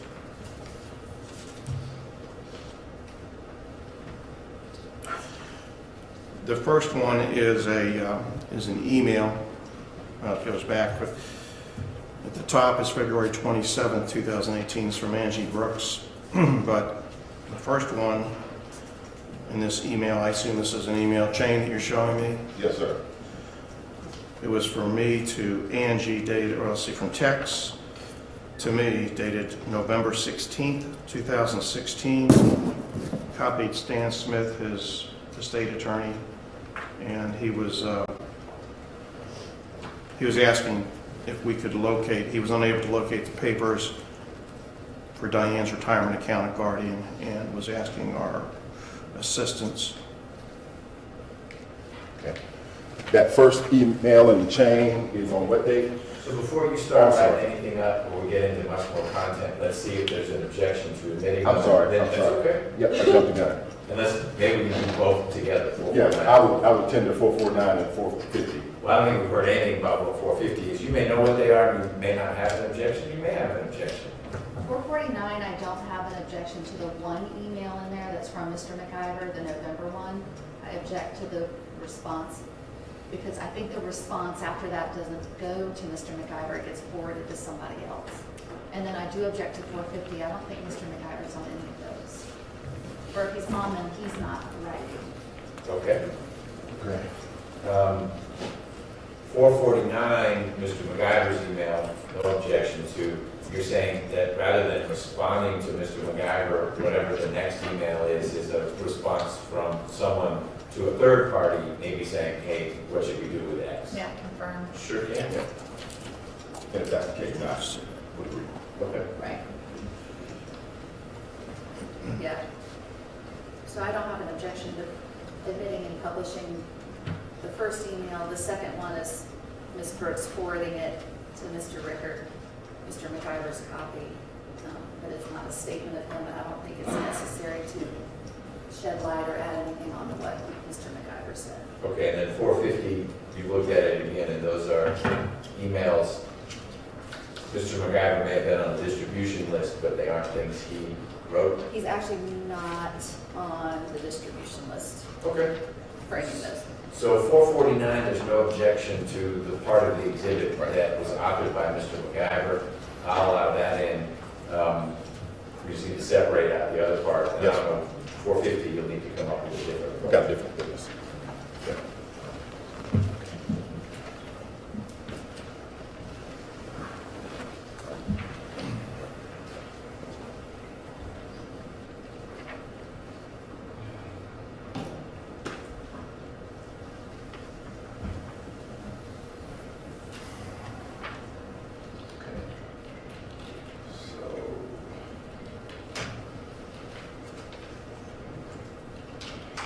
Until I have an opportunity to properly redact it, I'm just going to prevent the jurors from seeing the rest of the email chain. Okay.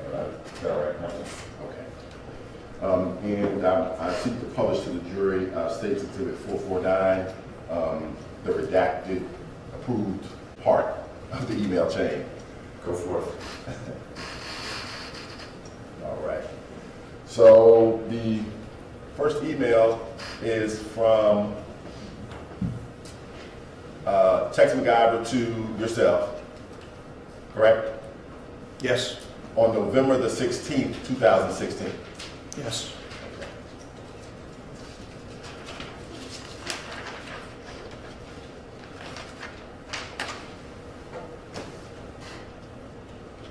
And Stan Smith is copied, and Stan Smith is who? Stan Smith is the estate attorney the Tex used and prepared the 2006 will. Okay. And the subject, Angie. Do you know what that is in regards to? That refers to Angie Brooks. And who is she? She is the executive vice president over at Corey Companies, U.S. Enterprises. Would she be the person who would be responsible for kind of keeping up with the company's 401k plans for the employees? Yes, at the time, she was the, I guess, administrator, whatever they call it, of the plan.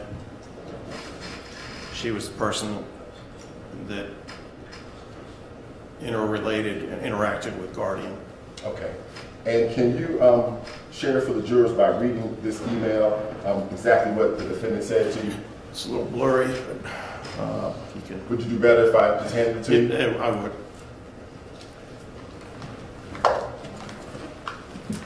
Remember to read slowly. The way you did that one paragraph was great. All right, I got it down now. Okay. You want me to read it from the beginning, Mr. Rucker? Yes, sir. For completeness. Ken, although I am sure it is my error, we are unable to locate the papers needed to identify Diane's retirement account at Guardian and any other administrator. Would you very much mind asking her to resend to us with a proper authorization for us to access the accounts?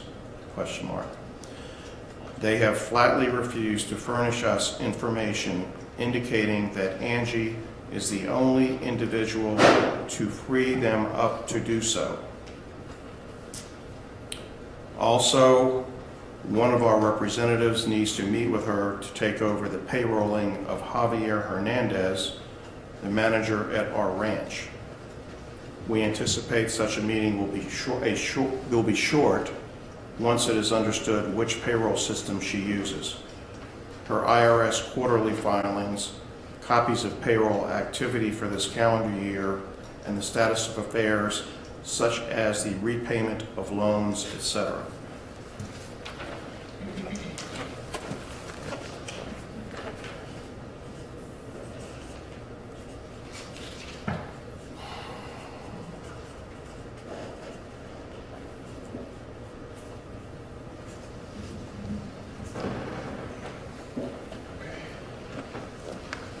And I've got one more quick area to discuss with you,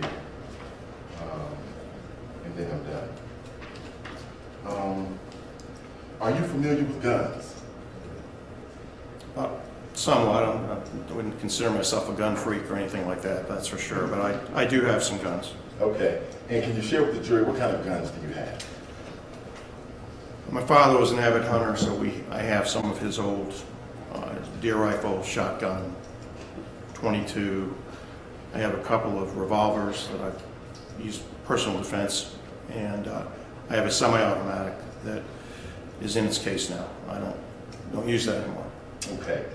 And the revolvers that you have, what caliber are they? 38. And the semi-automatic that you have, what caliber is it? You know, 30 caliber or something like that. I'm not sure exactly what the caliber is. It's a Sig Sauer P238 is the model number. Okay. And I want to ask you about whether or not you have ever unintentionally discharged your semi-automatic handgun. I did. I had a couple of years ago. I'm not as familiar with semi-automatics as I am. I've always had revolvers and totally different animals. I had shot it at the range. I purchased it and was cleaning it. I had come back from Augusta. It was a long trip. I was tired. I don't even know why I was doing it, but I pulled the slide back, had it down. It was in my office downstairs in my basement. Pulled the slide on it back. My finger obviously was inside the trigger parameter, whatever they call it. But I hit the trigger and it discharged, went into a desk, my desk, and that was it. I was embarrassed. It was not something you like to have. I call it a negligent discharge. It was my fault. But you learn, and that's why I put the gun away, and I won't pick it up again until I really am familiar with semi-automatics. I'll stick with my revolvers. And when you pull the trigger on your semi-automatic, does it take the same amount of force as it does when you pull the trigger on your .38 revolvers? No, they're totally different. Totally different. Did you Semi-automatic is a great gun to shoot, but it's got much less trigger pull. Okay, there was some noise. I couldn't hear. The semi-automatic is a great shooting gun. I prefer to shoot it over a pistol, a revolver, but the trigger pull is much different. On the revolver is much more trigger pull. I don't know what the exact pounds are. Does it take more or less force on the revolver than the semi-automatic? It takes more force on a revolver to pull the trigger. And in your discharge, you can say to the jurors that the gun went off when you hit the trigger. The gun wouldn't have gone off if I hadn't hit the trigger. That's yes. I mean, it was an accident on my part, a mistake on my part. Can you tell the jurors what kind of sound did it make? Loud. And as a result, was anyone injured? No, there was nobody around. I mean, it was pointed down.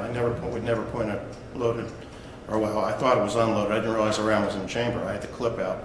But even at that, I never point a gun at anyone, even if I think it's unloaded, I know it's unloaded. You don't point a gun at someone, you always point it down. It was holding it down like this. And can all you guys see that? Pardon? I just want to make sure they can see that. Yeah, I had it down. I was down, pulled the slide back.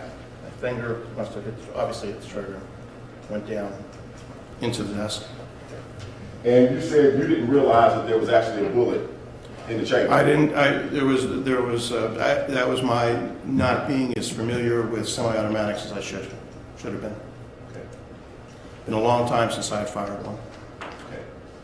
And can you tell the jury, did the loud sound affect your ears in any way?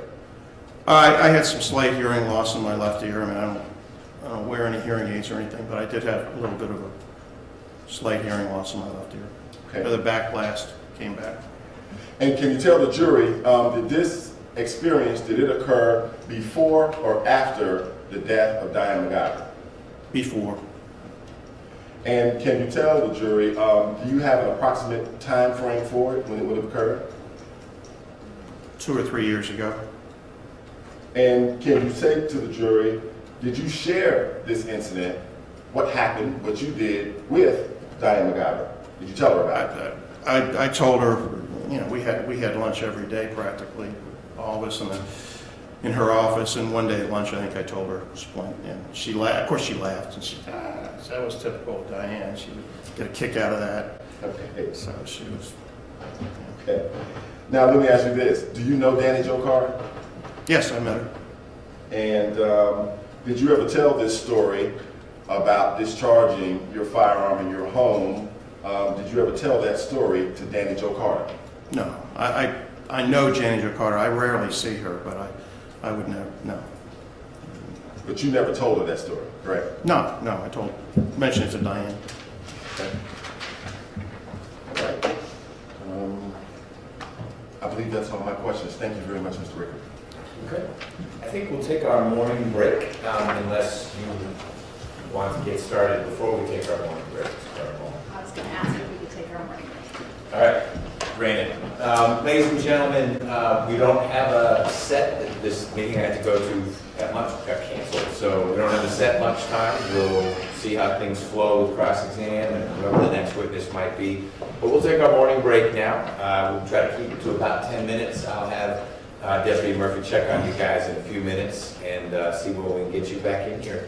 We'll talk about the case while you're back there in your space. And I trust that you are letting Deputy Murphy or Ms. Hansberry know if there are any issues back there, no toilet paper, it's too hot, too cold, anything like that, because we'll do what we can to address it. Thank you. All rise for the jurors.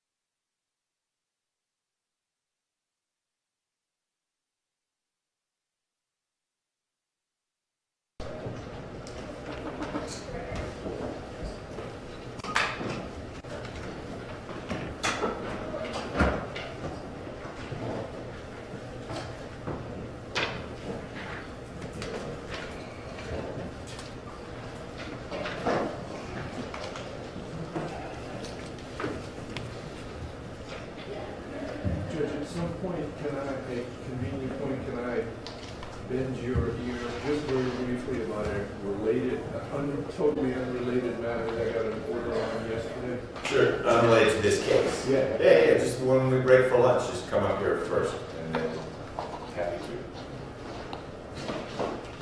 to. Are you being taken into custody? No, it's an order that you drafted, so maybe. Could be, I need a superseded. Nesbit? Was it Nesbit? Because the only thing I've done recently, Yeah, I think- it's this fugitive disentitlement value, which I didn't know. We'll talk. Yeah. Wait on one more. One more, okay. Judge, I saw a picture of you over in the DA's office, Yeah. and on one of the Policy. doors, you look much younger, no beard. You were holding some kind of trophy. I don't know what it was, but Paul Howard. That was way back when. Yeah. It was a few years ago.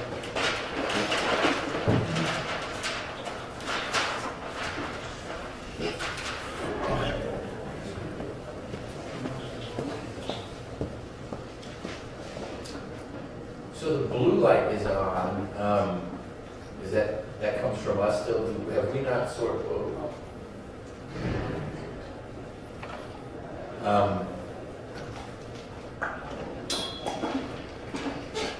there you go. Have we not sorted out how they can turn a light on in there? No, sir, not you. Okay, it's only been a few weeks. Kara, I did not get an email. Okay, the send button. Maybe your hot rod is working so well. Maybe it's not. It happens. I could have gone through the city of Atlanta's filter and been forever locked.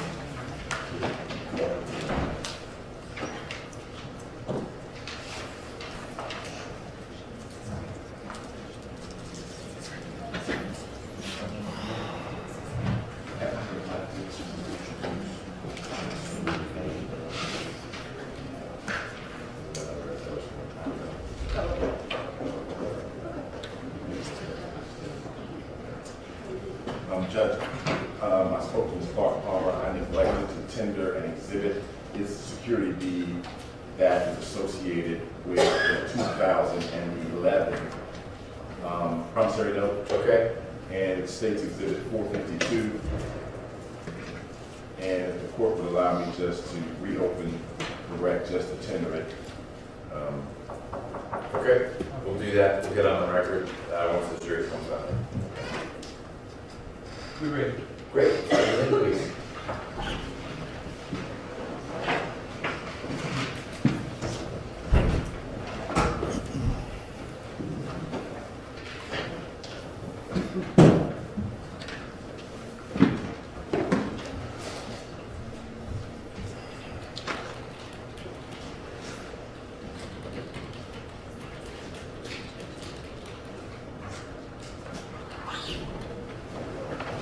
All right, for the jury.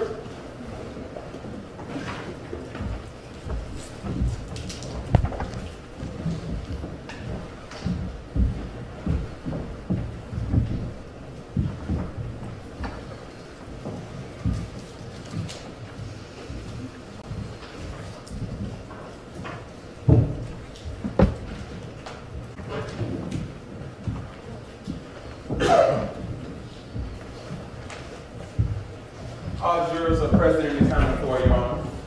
Thank you, Deputy Murphy. Welcome back. You all can be seated.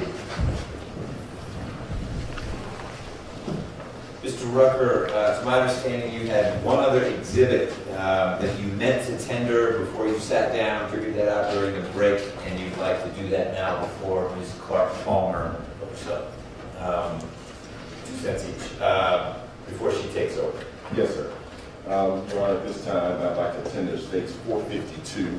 It's the actual security deed that is associated with the December 2011 promissory note, which is States Exhibit 428.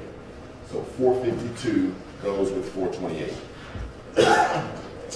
428. Any objection to that, Ms. Clark Palmer? No. Your Honor. It's admitted. Thank you, Mr. Rucker. Ms. Clark-Palmer, your witness. Thank you, Judge. And good morning, Mr. Rickert. Good morning. I want to ask you a question about one of the last things you told us about and then kind of go backwards and start from the beginning. You told the jury about this comment that Mr. McIver made to you. This was the Tuesday, you think, after Diane died? Is that your memory? Which comment are you talking about? The comment about the Oh, yes. needing to restructure the finances? When I went to visit him at his condo. Okay, and he told you that at that point in time, his income was about $10,000 a month, right?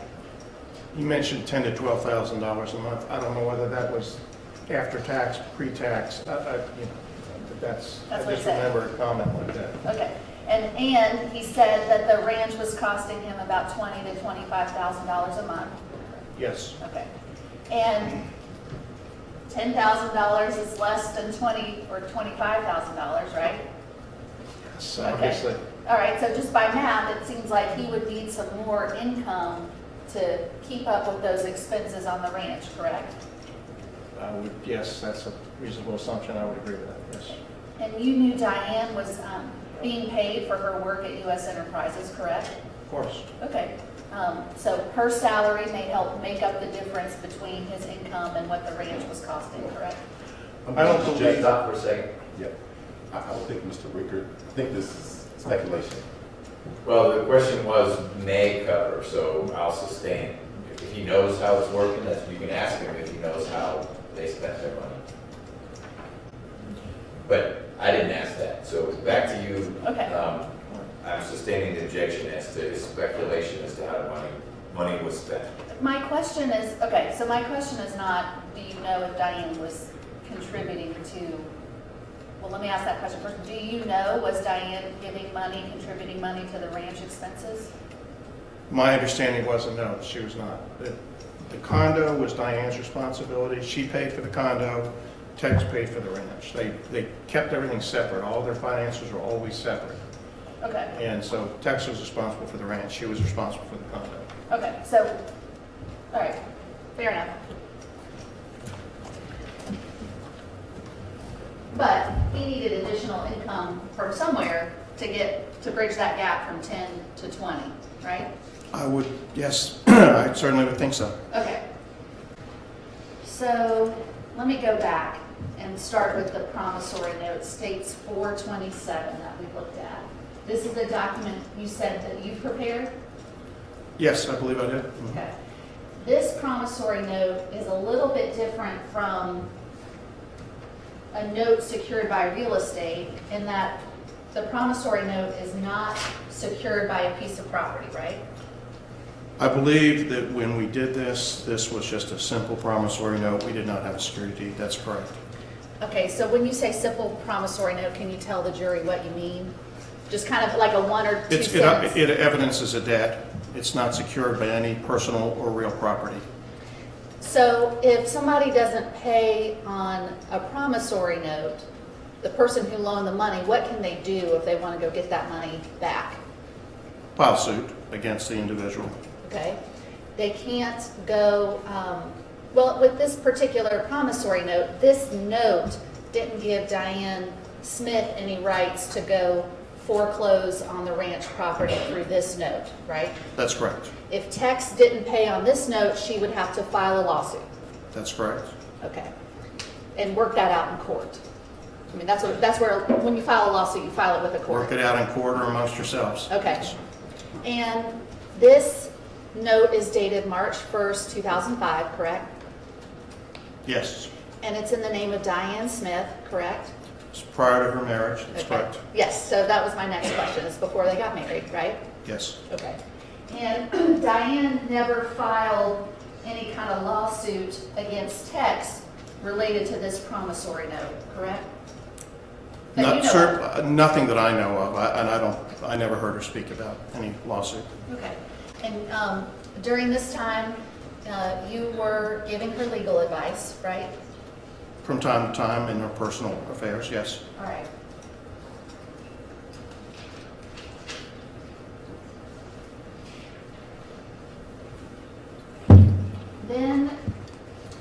Tex and Diane get married, right? After March 1st, 2005. That's correct. They get married in November 2005? Yes, And after they get married, or around the time they get married, there is a change to the deed to the ranch, correct? just as my recollection, I believe it was just after they got married, then they changed the ownership structure, yes.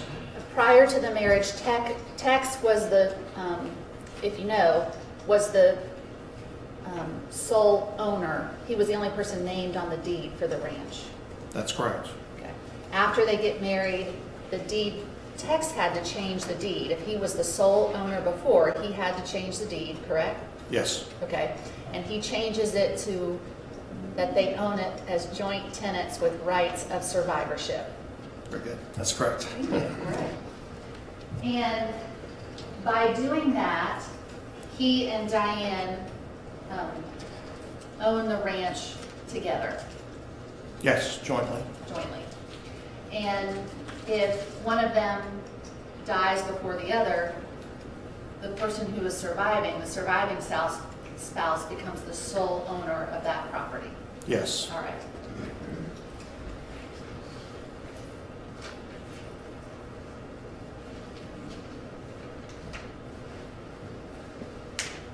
All right, so then I'm going to jump forward to December 2014. No, I've gone too far, sorry. December 23rd, 2011. This is States 428. Okay, now this note is secured by property, right? Yes, Okay, so this note, unlike the promissory note, this note says essentially the ranch is pledged as collateral. Is that the right way to say it? Is pledged against this $350,000 loan? she would have, she had a $350,000 security interest in the ranch. All right. And this loan required Mr. McIver to make interest payments, correct? Interest only, yes. Okay. And with this loan, it's due December 23rd, 2014, right? That's correct. And on this loan, if Mr. McIver doesn't pay that, the balance on December 23rd, 2014, now Diane has some rights available to her with regards to the ranch and things that she can do to the ranch, correct? She could, if she had chosen so. Okay. Yes. She could have foreclosed on the ranch if she wanted to, right? She had that ability to do that. I believe this was a second security deed, but I think there was another loan that Tex had, was prior to this deed, but Okay. yes. And foreclosure is a little bit of a process to foreclose on a piece of property, right? I'm not a real estate attorney. I've never foreclosed on a piece of property, but it's my understanding in talking to and knowing about the... Stop. Yeah. Object. I can't. It's just really outside. He said as much, so, next question. But even not being a real estate lawyer, you know that it's not like Diane just stands up and says, well, on December 24th, 2014, I'm now the sole owner of this property because I foreclose on it. That's not how it works, right? Some objection, Judge. Okay, I'll allow that question. That's not how it works. Okay. You don't know what all the steps are. I don't. All right, fair enough. And Diane never asked you to take any steps to foreclose on the ranch, correct? Correct. Okay. Diane never told you she wanted to foreclose on the ranch, correct? That's correct. Okay. What she did do, right before this loan is due, is executed States 429, the renewal promissory note, correct? Yes. Okay. And did you say that the interest rate is lower in the renewal promissory note? As my recollection, I think it was about 5% on the first one, and I think she dropped it to 4.5%. Right, okay, so on States 428, the interest rate is 5 1/4, at 5 1/4. and then, She dropped it down to 4 1/2. okay. And that was her prerogative to do that, correct? Absolutely. All right. And after she asked you to prepare the renewal promissory note, at no time after that, after 2014, did she ask you to do anything with regards to foreclosing on the ranch, right? Correct. And she never told you she wanted to foreclose on the ranch after 2014, correct? No, that's No. correct. That's correct. Okay.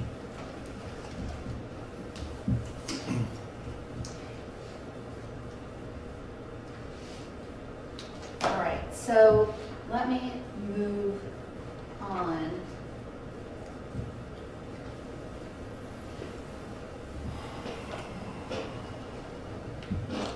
Oh, you told us that, you were asked about the renewal promissory note, and I think you said something about Mr. McIver he couldn't pay the $350,000. I think that's what your testimony was on direct. Here's my question. Do you know if Mr. McIver couldn't pay the $350,000, or if just for some reason he wasn't going to pay it in December of 2014? All I know is that Diane asked me to prepare a renewal promissory note with a different interest rate. Okay. You don't know the status of Mr. McIver's finances in December of 2014? I don't. Okay. You don't know if he had the ability to pay the $350,000? I don't. You You're just, correct. you just know that Diane asked you to renew the promissory note and extend the due date? Yes, that's Okay. correct. All right.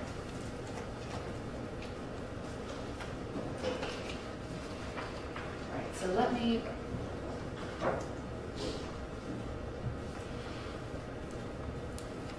We talked about the state's 447, which was the codicil to Ms. McIver's will. And you told us that this was a document that you prepared, right? Yes, Presumably you prepared this with her input, right? of course. You didn't just, No, I Make didn't up- just decide to revise the will on my own. right, okay. But for whatever reason, she never executed it, correct? That's correct. Okay. That was her prerogative to decide to execute the codicil or not execute it, correct? That's correct. You couldn't force her or make her execute that codicil if she didn't want to. It's very hard to force Diane to do anything she didn't want to do. Okay. She was a strong person. Okay. So let me move on to state's 441, which is the 2006 will. So the first thing item 1 says is that Diane wants to be cremated, correct? Yes, Did you understand from Mr. McIver after Diane died that he was trying to find out if she wanted to be cremated or buried? no, I don't recall that. I don't know. Okay. I don't remember. But anybody who reads this will would understand Diane wants to be cremated. Yes. Well, maybe I should ask anybody. If you read this will and understand it says she wants to be cremated, correct? That's correct. Okay. And wills are documents that are meant to be, the things that are set out in somebody's will are things that are meant to be honored and followed, correct? Yes, that's my understanding, of course. These aren't guidelines for the executor, and then the executor is free to do whatever they want with somebody's estate, correct? Yes, that's correct. Okay. All right, so let me move down to item 3. All right, item 3 says, in English, I think if this is a fair summary, that she wants her interest in the farm to go to Tex. Correct?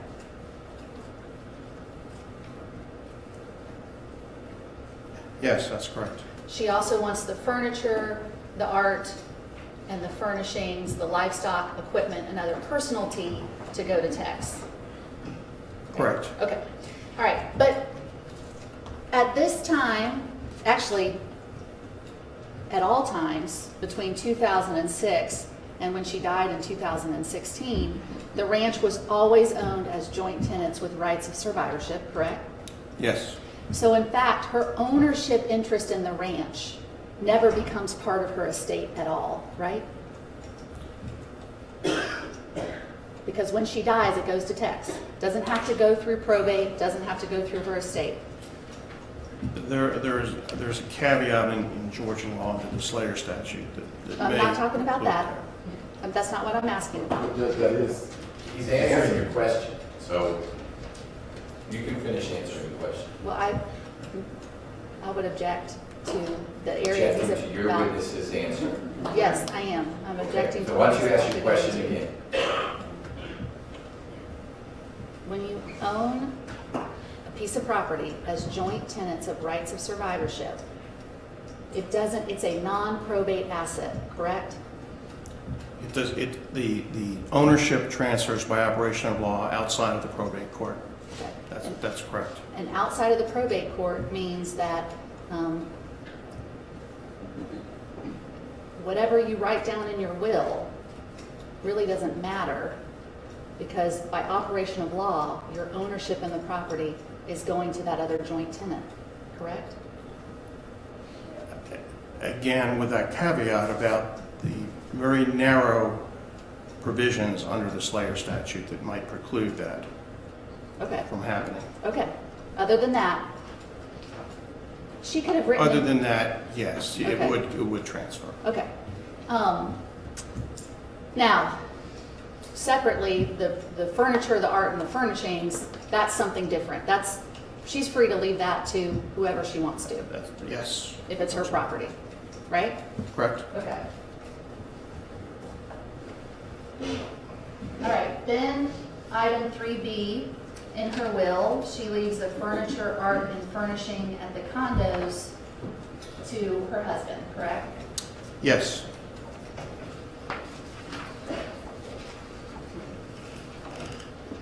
All right, and then she leaves her wedding ring to her husband, correct? Yes. And any interest she has in DRS investments, she leaves to her husband, right? And if he's not alive, she leaves it to Richard Harrell. Yes.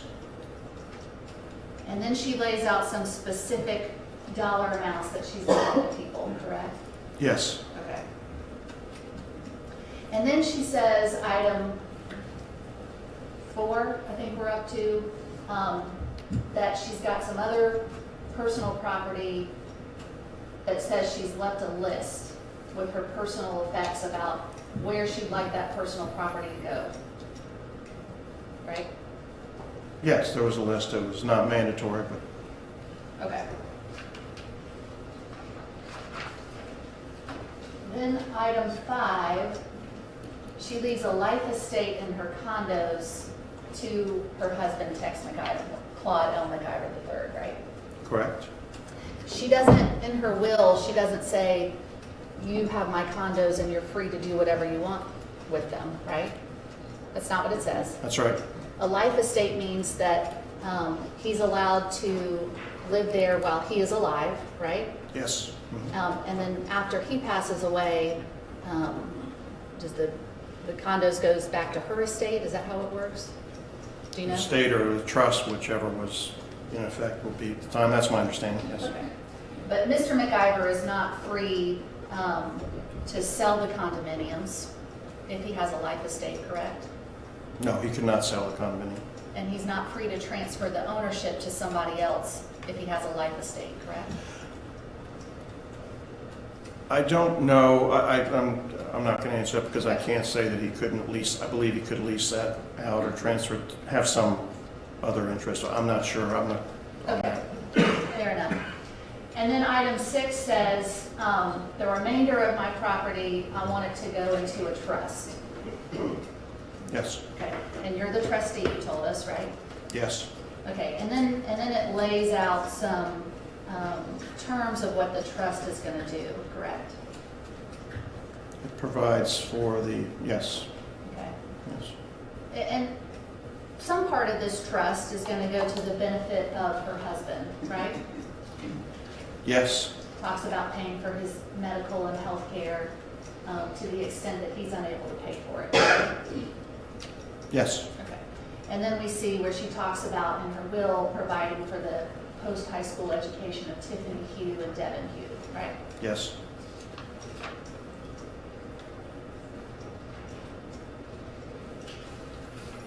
And this will is this document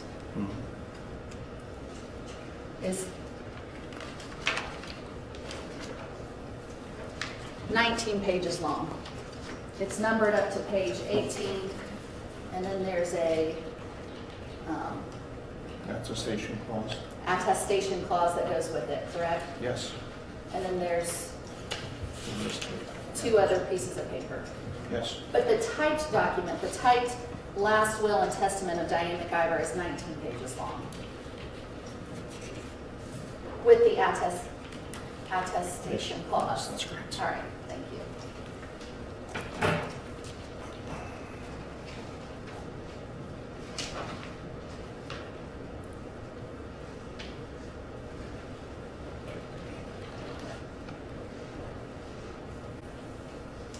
I missed one thing in the will.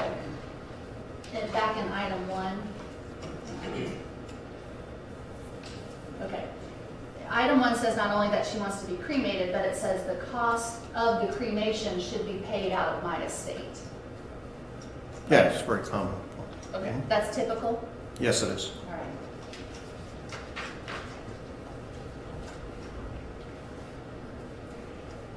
And you told us about some communications and a meeting that you had with Harold Hudson, right? The meeting, the face-to-face meeting we had? Yes. Yes. There was one face-to-face meeting, and then there were some other emails, right? That's my recollection. Again, it was 8, 9, 10 years ago. But yes, I think we had one meeting and we had some emails that I was copied on or something. Okay. And was there any other lawyer that you were involved in having discussions with who was preparing changes or a new will for Diane McIver? No, the only individuals that I've ever dealt with Diane on wills have been Stan Smith, who prepared the 2006 will, and Harold Hudson, who we met with. But there was never a will that was signed. Right, you jumped ahead to my next question. You never saw a will subsequent to the 2006 will that Diane signed and executed? I have not seen an executed new will. Okay. No, that doesn't mean she didn't have one, but I haven't seen it. Well, you say it doesn't mean she didn't have one, but from 2006 until she died in 2016, she was coming to you for legal advice on some matters, right? Yes. And you had been involved in conversations with Harold Hudson, correct? Correct. And you actually prepared a codicil, the 2007 codicil to her will, correct? Yes, that was a long time right after they were, Austin was born, I believe. Okay. So in those communications and in all those years from 2006 to 2016, you never saw an email with a signed will attached. You never saw a printed document that Diane gave you where it was a new will that she had signed and executed, correct? That's correct. The only thing during that period of time, Diane and I were at lunch one day having lunch, and she did mention I need to, and it was a couple of years before she passed away. Let me just Okay. All right. ask you to respond to All my right. question You without got it. telling You me got what it. Mrs. McIver said. Did you ever No. see an email or did she hand you a document where she had signed and executed a will She did not. No, subsequent to 2006? No, she Okay. didn't. And you told us about after she died, you went into her office and you were part of going through the locked file cabinets that were in her office, correct? I found the will file when Tex had asked me to wanted a copy, yes. And Angie Brooks was there too? I don't recall on that day that Angie was there. When Tex wanted all of her files about a month later, Mr. Corey, Angie, and I went through the files and we boxed everything up for him. They had made a request that all the files be given to him over, not just files, but personal effects. And so we took the personal effects from her office. And of course, as you've gone through death, that's painful for us having to kind of clean out her office. But we went through the files. We wanted to separate any business documents and make sure that they were not included, because she did have some business material in those filing cabinets also. We boxed them up for Mr. McIver to pick up. Well, the day the locksmith came, who was there when the locksmith drilled open the lock cabinets? I don't recall. Myself, maybe Angie Brooks, I don't know who was actually there that day. Okay. But when you went through those file cabinets, you didn't see a signed, executed will that was subsequent to the 2006 one? No. Okay.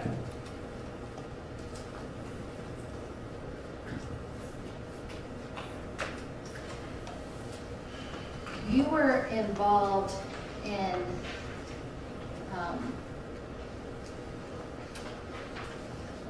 you had some involvement continuing after Diane died with her estate, correct? I dealt with Tex and his attorneys on some aspects of the estate, that's correct. Okay. And after Diane died,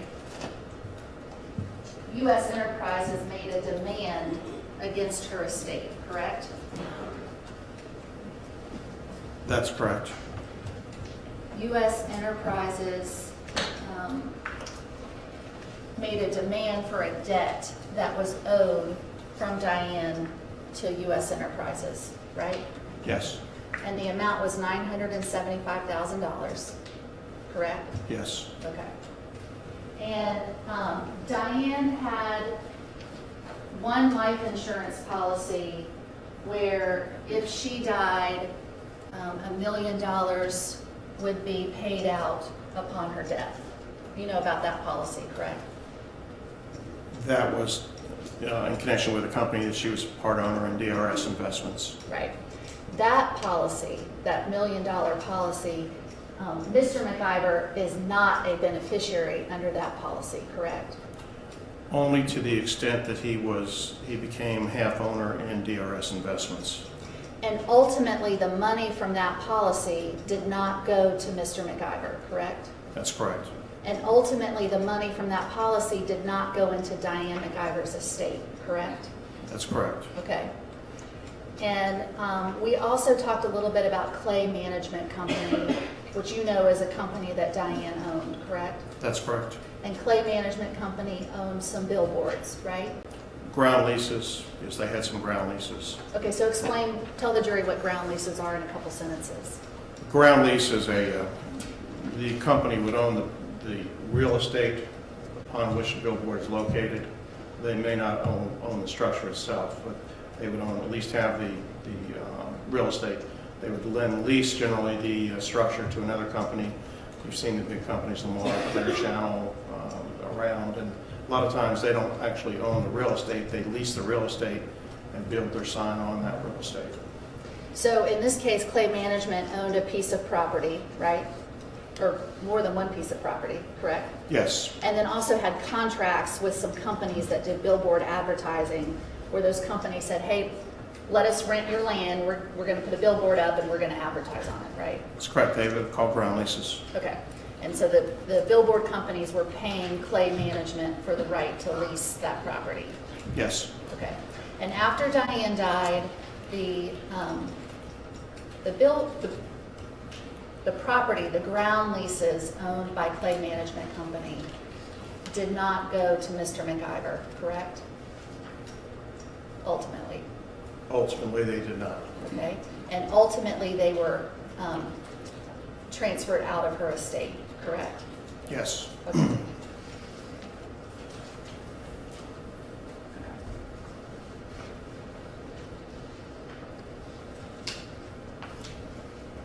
So you also told us on your direct testimony about this email from November 2008 16, where Mr. McIver is asking you about the 401k policy.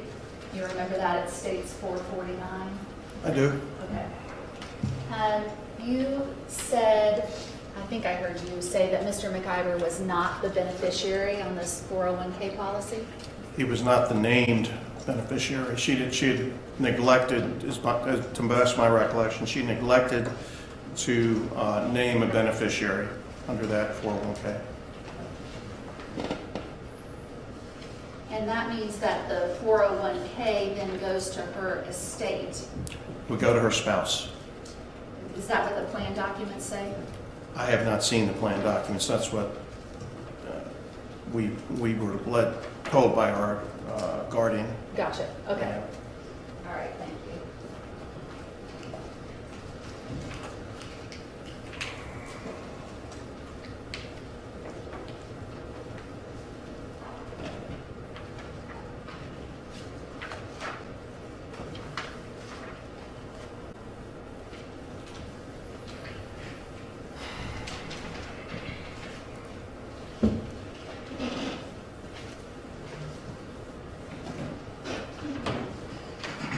Just have a moment.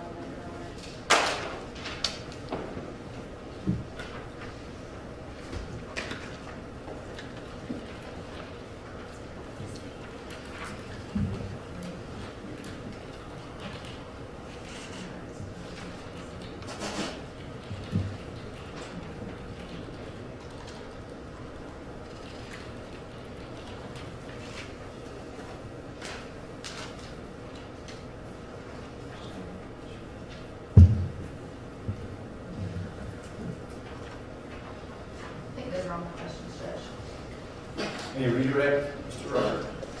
Oh, I'm so sorry. I'm sorry. I forgot one last thing. I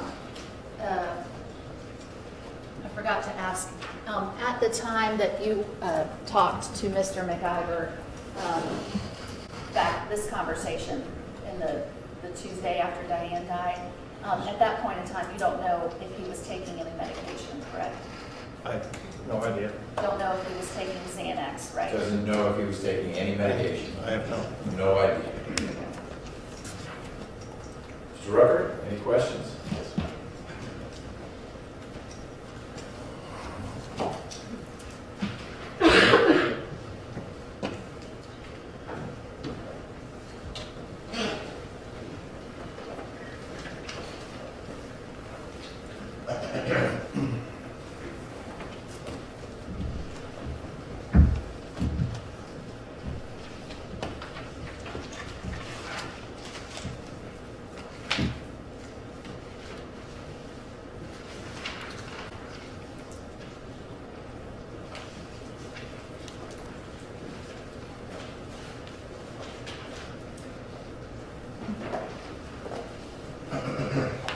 Okay.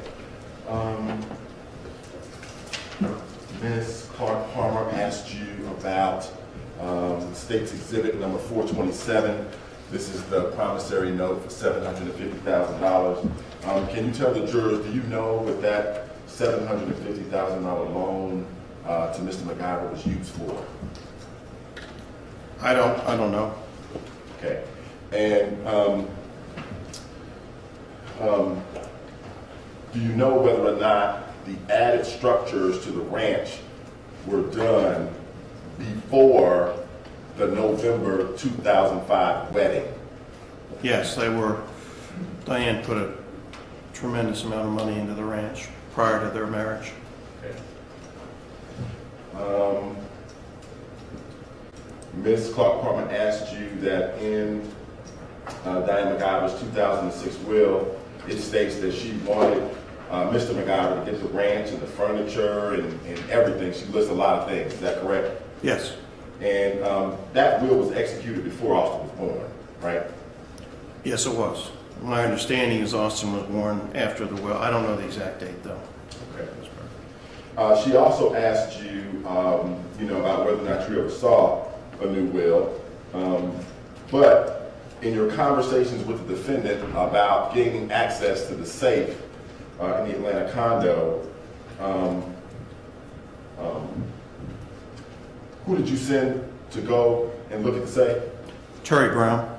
And can you tell the jurors, in relationship to when you had the conversation with Mr. McIver, where you said, hey, I'm gonna call a locksmith, how many days passed before Mr. Brown actually made it over there to look into the safe? The next day, maybe 2 days at most. And in between that time, is that when he told you, hey, I found the key? Yes.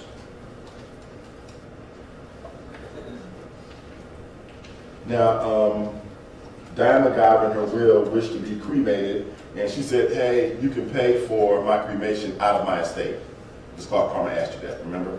Yes. Okay, and that's true, right? It directed the estate to pay the cost of the cremation. Right.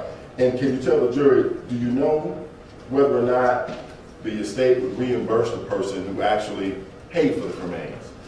Of course they would. I don't see any reason why they wouldn't. Right. It's a legitimate estate cost. They would reimburse anybody. Right.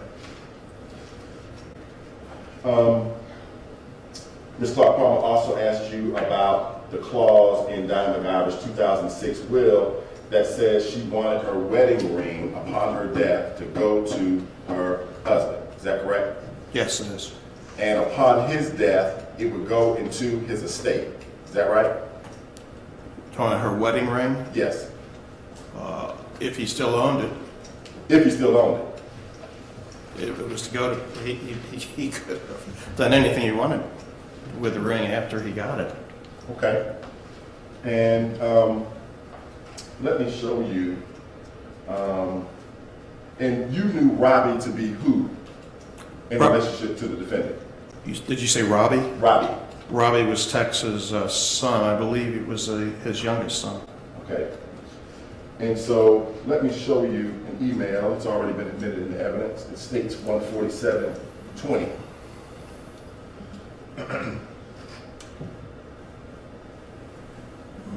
Are you familiar with a meeting that would have been had with Harold Hudson, Tex McIver, and Diane McIver talking about some changes or things that she would like to see have done to her new will?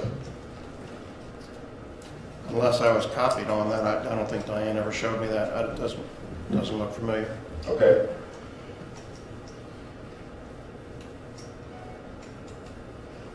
But here in this exhibit, which states 147:20, you see where it says, why does Robbie get my wedding ring upon my death? She was very concerned that she didn't want Rob. Stop. Non-responsive. The question was, is this what the Senate says? If it's non-responsive, then we may be getting into hearsay. I understand. But that's what it says, correct? Why does Robbie get my ring upon my death? That's what it says. Right. And can you share with the jurors if Ms. McIver died and left the wedding ring to her husband, and he died, it would go into his estate, right? If it was still in his possession, it would. And in that regard, would it be possible for Robbie to actually get it? If he was a beneficiary under the will, yes.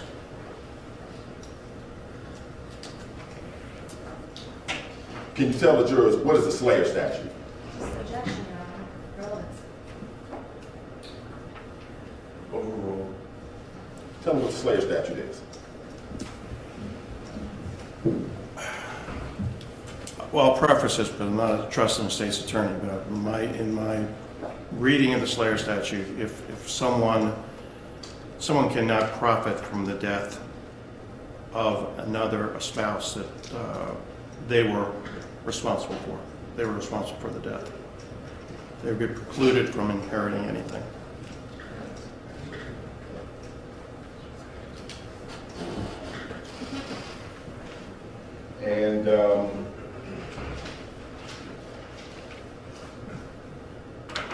And that's just your understanding of it? I haven't looked at that statute in a year or two. Okay. Okay. And can you explain to the jurors something you said in response to Ms. Clark Palmer's question? You said it's hard to force Diane to do something she did not want to do? Could you explain that? Why did you say that? Diane was very strong-willed, very forceful. If Diane didn't want to do it, she wouldn't do it.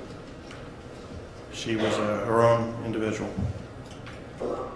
And in response to Ms. Clark Palmer, you knew Diane and Claude McIver to keep their finances separate. Yes, Diane always filed separate tax returns. They didn't file joint tax returns. They always filed separate returns. And she was responsible for the Atlanta condo and all the expenses associated with it. Yes, And her husband was responsible for the ranch and all the expenses associated with it. yes.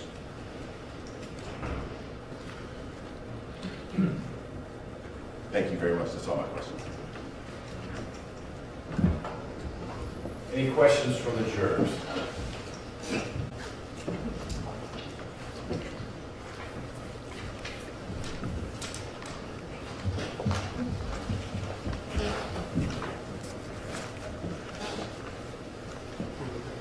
Thank you.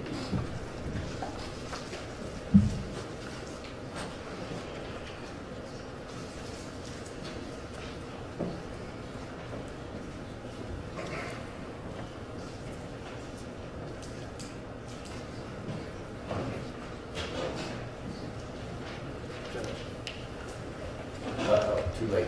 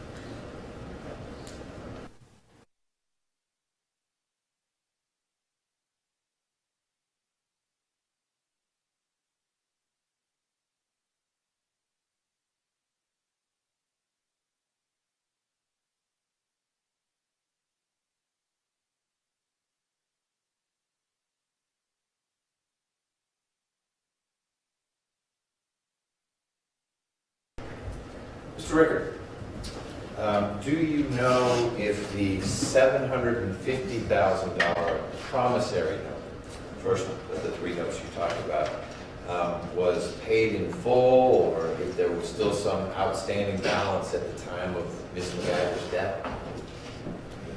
I don't know that. Diane, I did not keep up with her notes, so I have no idea whether it was paid or forgiven or what happened. You were asked about the demand that U.S. Enterprises made against Ms. McIver's estate, $975,000, I think you said.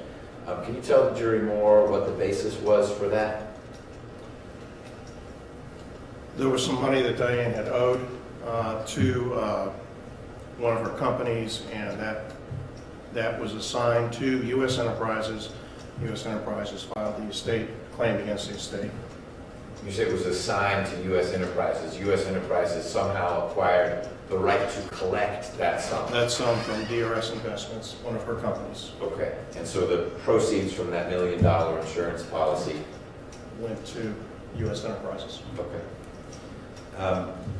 When you were talking about the filing cabinets in Ms. McIver's office that were locked, but maybe you had a key to one of the drawers, did you say that a locksmith was already coming, or you called a locksmith because you could only unlock one? We called the locksmith because we couldn't find either one of the keys at first. After we called the locksmith and they were on the way, we did find one key to the one cabinet, but he still had to get into the other cabinet. Mr. Rucker, any follow-up with Mr. Rickert concerning any of that? No, sir. Ms. Clark-Palmer? No, thank you. All right, thank you, sir, for your time. Thank you.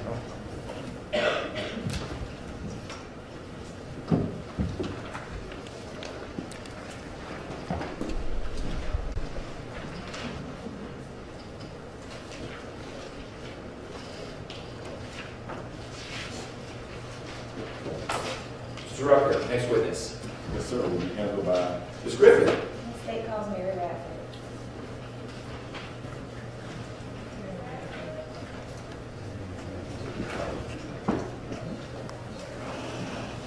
Ms. Clark-Palmer, will you be handling Ms. Radford? I just want to get on the record that the concerns that you've raised before are preserved in connection with this witness. You're free to renew them as you see fit, but they're certainly preserved.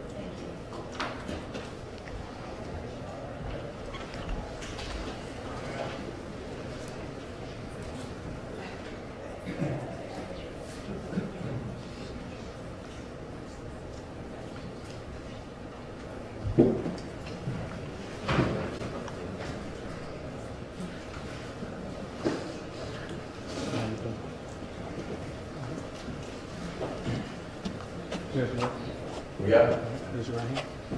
Will you swear and affirm that the testimony you should give the court today will be the truth, the whole truth, and nothing but the truth, so help you God? I do. Yes, ma'am, if you will, have a seat for us, please. Here as close to the mic as you can. For the purposes of the court's record, please state and spell your name. Okay, my name is Mary Radford, M-A-R-Y, R-A-D-F-O-R-D. Ms. Radford, before we get started, I'm Judge McBurney. Hi, Judge McCordy. Nice to meet you. You brought a bunch of documents up with you, which Yes. is fine. Could you turn them face down? Sure. And if for any reason you need to refer to them, make sure you're alerting the lawyers so they can be aware of what it is you're looking at. So I'm not saying don't ever look at them, but if you need to, let's make sure that that's being disclosed to everyone, because I can't see the way this courtroom is set up, what all is going on down there, okay? Okay, great. I'd be happy to. Great. You may need legal help. You dialed the right number.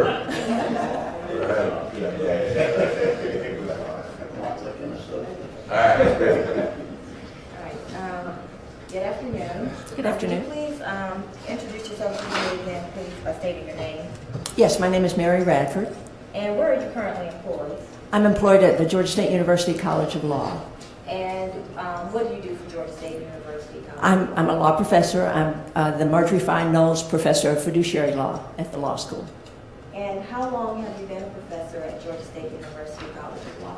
I joined the faculty in 1984. I took a couple of years where I took leaves, but it's pretty much been where I've been since 1984. And what classes do you teach at Georgia State University? I teach the basic wills, trusts, and estates class, and I teach a seminar in estate planning, and I teach law in the elderly. Could you please give us a little bit of information about your background and education? Sure. I did my undergraduate work at Sophie Newcomb College at Tulane University. Which college? And, pardon me? Say it again, the college. Sure. My undergraduate work at Sophie Newcomb is Sophie Newcomb College of Tulane, Tulane University. And I had a degree in French and philosophy. And then I taught high school for 4 years in Atlanta and decided to go to law school. So I went to Emory Law School, graduated from there in 1981. And I joined a law firm that was then called Hansel and Post. That's Hansell and Post. I stayed there for 3 years, and then in 1984 I joined the Georgia State faculty. Okay. And do you have any publications, books, or articles? I do. I have 3 treatises on Georgia law, one on Georgia wills law, one on Georgia trust law, one on Georgia guardianship law.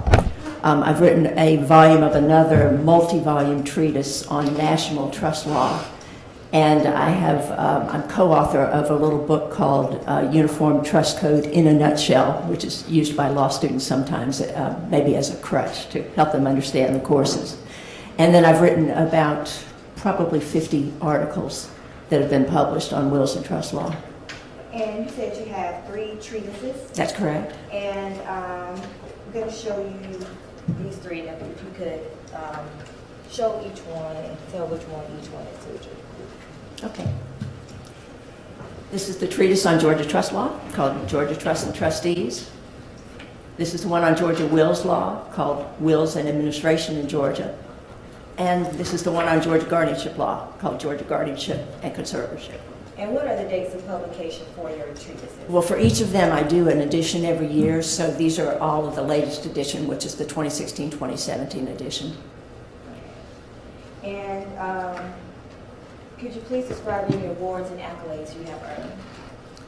Yes, I was awarded the, I believe it's called the Treat Award for Excellence by the National College of Probate Judges back in 2002.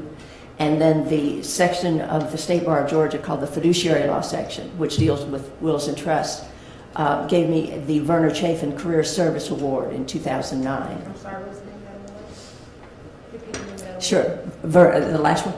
Yeah. Verner, V-E-R-N-E-R, Chafin, C-H-A-F-F-I-N, Career Service Award. And do you belong to any professional legal organization? I do. I belong to the American College of Trust and Estate Counsel, which is called ACTEC. I served as their president a few years ago. I'm an academic fellow in the college. I'm a member of the National Academy of Elder Law Attorneys, and I'm a member of the American Law Institute. And have you ever participated in any efforts to reform Georgia law related to probate, wills, trusts, and estates? I have. I was very privileged to serve as the reporter for 3 committees. The first one drafted what became the Georgia Probate Code of 1998, which is the code that deals primarily with wills. And the second one drafted the Georgia Guardianship Code of 2005. And the third one drafted the Georgia Trust Code of 2010. And have you ever testified before the courts of Georgia as an expert in the field of wills, trusts, and estates? I have. I've testified at the DeKalb County Probate Court, the Fulton County Probate Court, the Fulton County Business Court, Fulton County Superior Court, and Gwinnett County and Cobb County Probate Courts. Okay. And do you know about how many times that was that you've testified? That would have been over a long period of time. So I would say testified probably 6 to 8 times. Yes, I've served as someone who was going to be called in cases several times, but then the cases have often settled. Okay. And Your Honor, at this time, we'd like to tender Ms. Mary Radford as an expert in the field of wills, trusts, and estates. Okay. Professor Radford, you are qualified for the purposes of this trial as an expert witness in the field of wills, trusts, and estates. Thank you. You're welcome.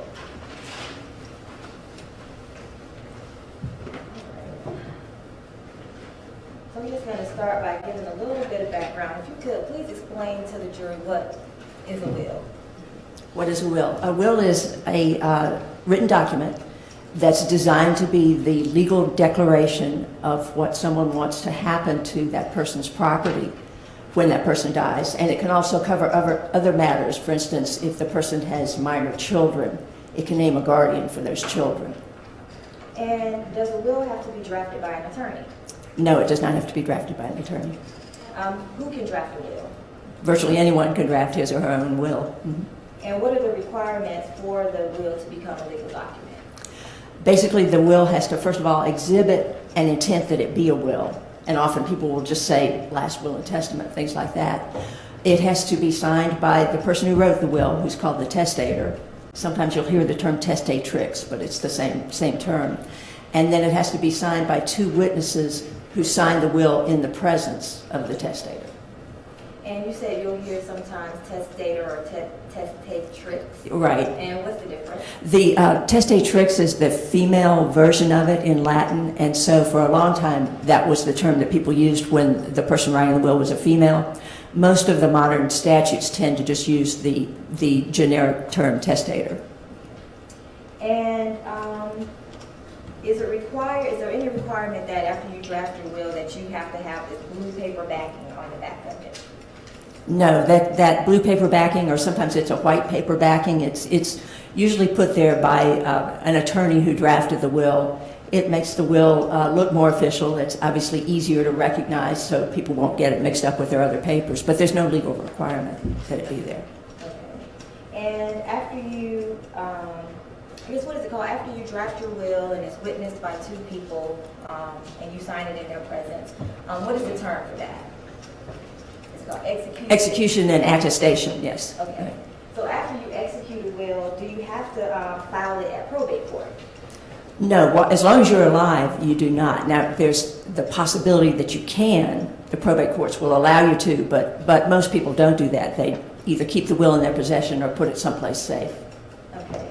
And when you say put it someplace safe, you can keep it like in a safe at your home or at your office? That's correct. You could keep it in a safe. Mm-hmm. You can just keep it in a drawer if you want it? You could keep it in a drawer. Okay. If you could, please explain what are some of the reasons that people typically change their wills? People change their wills. People change their wills when there's a change in their own life circumstances. Maybe they get married, they get divorced, things like that. They might change a will if they've decided they don't like the people named in the will and they want to name somebody else. Or maybe somebody new has entered their lives and they would like to put that person in the will. Sometimes they just change them for the sheer reason of updating the will, making sure they'll check probably with an attorney to make sure that the laws are still the same that they were when the will was drafted. Sometimes there are tax law changes that cause people to change wills. And how can, after you've executed a will, how can you revoke a will? You can revoke a will either by doing what's called a physical act, which would be like tearing it up or burning it or scribbling all over it. And the nature of the act is not that important. What's important is that you do that act with the intent to revoke the will, because sometimes things get destroyed by accident. So you have to have the act plus the intent. Or alternatively, you can write a new will that revokes all of your other wills, or you can just write a document that says, I hereby revoke the will dated such and such. And I should probably add that there's some things that will cause parts of a will to be revoked automatically. Like if you get married after you have signed a will, unless you mentioned that in your will, then that will would be revoked to allow your, at least in part, to allow your spouse into the will. Okay. And when you say it could change after you get married, when you say to allow your spouse into the will, what exactly was that? Well, for example, if I have a will that leaves everything to my mother, and then I get married, then the will, in a sense, is going to be completely revoked because it's going to bring my spouse in to take what he would take if I died without a will. And if I have no children and a spouse and I die without a will, by intestacy, that's when you don't have a will, my spouse would get everything. And how do you pass property under a will? How do you pass property under the will? Well, you can write several, take several different approaches in your will. A lot of times people have specific things that are very important to them, and so they will specifically name those things in the will, and that's called a specific bequest. Sometimes they will just pass an amount of money to somebody in a will. That's called a general bequest. Sometimes they'll pass an amount of money from a particular source. That's called a demonstrative bequest. And then some people just throw it all into one pot, and they call that pot the residue. The residue is everything that hasn't been specifically dealt with already in the will. Okay. So I could, if I had the ranch I wanted to leave, I could say, I leave this ranch to, and I could say Austin. Correct. Or I could say, I leave my entire estate to my residue, and I leave my residue estate to Austin. Correct.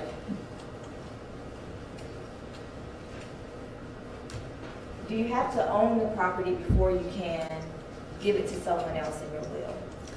Right, and not only do you need to own the property, you also need to own the property in a form where other law doesn't control. I don't know if that makes sense. Maybe an example would help.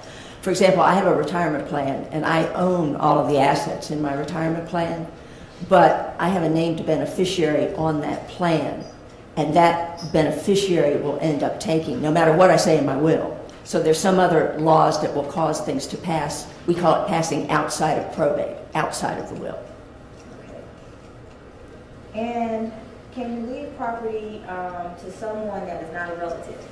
Yes. Mm-hmm. And is there a law in Georgia that requires you to leave your property to your children? No, no. There is a law that allows, if I die with minor children and I've cut them out, and the same with a spouse, it's something called years support. It allows them to apply to get support. Yes, called years, Y-E-A-R, sorry, apostrophe S, support, S-U-P-P-O-R-T. And it allows them to apply for a year's support from the estate. But I'm not required, nor is anyone in Georgia required to leave property to a child or a spouse.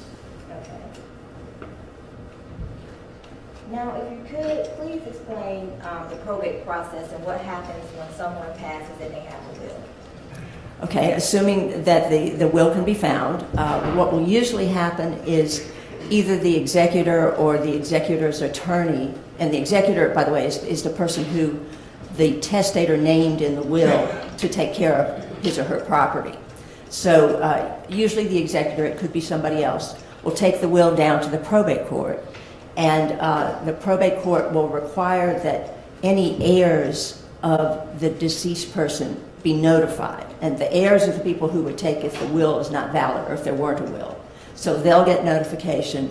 The witnesses might have to appear either at the probate court or sign an affidavit that said that they witnessed the will. And the concept here is that the probate court is then going to examine the will, make sure it's the appropriate document, make sure it is the last will and testament of the person that it's supposed to be the last will and testament of. And then when the probate court determines that, then the probate court gives the executor a document that's called letters testamentary, and it's T-E-S-T-A-M-E-N-T-A-R-Y, letters testamentary, which is the document that the executor can now use to go and collect all of the assets that belong to the person who died. Okay. And what is the difference between the executor and the trustee? Okay, the executor, again, as I said, is the person who's named in the will to take care of the estate. Not every will has a trust in it, and there could be a trust that's separate from the will. Both of those, whether it's in the will or separate from the will be administered by somebody called a trustee. And usually the executor's job is fairly short, maybe a year, maybe 18 months. But a trust can last for a long time. So the trustee's job is to manage the trust property throughout a long period of time, maybe the lives of several people or through a certain number of years. And so the trustee's job is a little bit more complicated. The trustee has to invest the property and also decide when property goes out of the trust, when it gets distributed. And how long typically is the probate process, considering there are no contests to the will? Okay, if it's a simple will and there are no contests, and by the probate process, I'm assuming you mean from start to finish of administering the estate. It's hard to say exactly, but I think it would be fair to say around a year is average. Okay. And in addition to the will, are there any other documents that are required to start the probate process? There's a form that the probate court requires you to use, But basically, you just have to have the will itself in terms of documents that you bring to court. Okay. And if you could please describe what happens if we have someone who dies, and we have a friend that says, I know she had a will, but the will can't be located. What happens in that process? Okay, in that process, first of all, the statutory law says that if you can't find the will, then the presumption is that it was revoked. That is, the reason that you can't find it is because it's presumed that whoever's will it was tore it up, got rid of it, didn't want it anymore. But that's just a presumption. And what can happen is that either witnesses or maybe documents that are copies of wills can be brought into the probate court. And if you can, what they call, overcome that presumption, if you have a preponderance of the evidence that you can prove that there was the will, then the will can, in fact, be probated, even though you don't really have the physical copy. But you have to start by knowing that if you don't have that physical copy, you've got a pretty tough road ahead of you. Okay. And after a will is executed, can you change it orally? No, you cannot change it orally.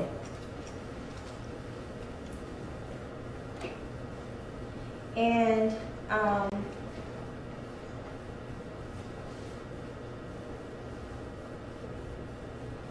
now, in preparation for your testimony today, did you review some documents that were provided to you by the state? I did.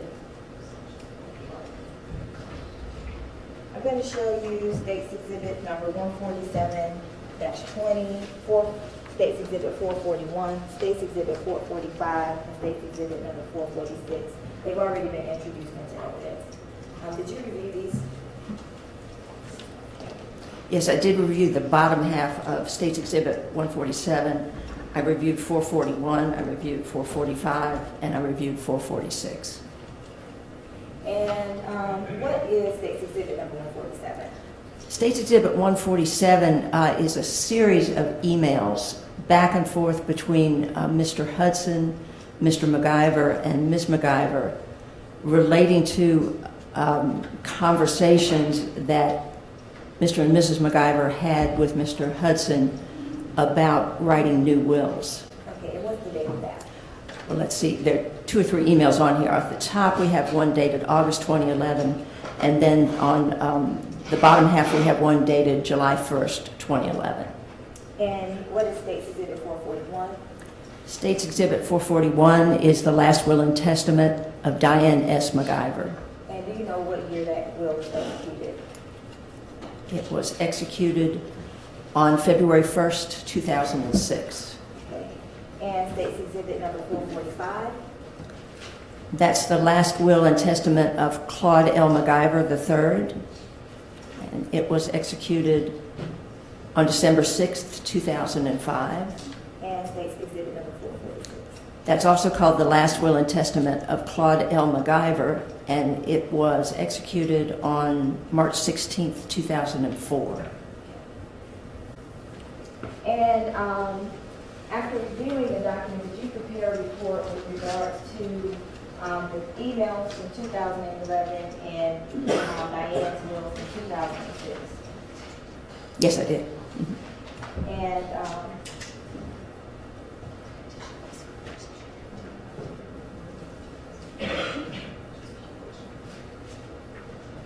I'm going to show you what's been marked as State's Exhibit number 273.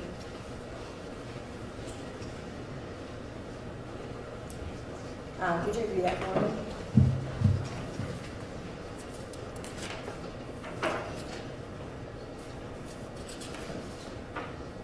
Yes, I believe that's a copy of the report that I prepared in January of 2018. Okay, and do there appear to be any alteration or deletion to your report? No, they do not. Your Honor, permission to introduce State's Exhibit number 273 and publish? The objection to 273. I don't object to it being reviewed. I would object to publishing it or having it go back with the jury. We wouldn't ask for it to go back to the jury, but I believe her testimony was come from, was included in the report. So she should just testify. And that's fine. Not Okay. publish her report. I'm in agreement. If there's a chart or something that's going to aid in presentation, you could flag that for Ms. Clark Palmer. But otherwise, as long as Professor Radford is letting us know when she's looking at it to refresh her recollection, she's free to look at it. It's admitted, meaning it's been made part of the record.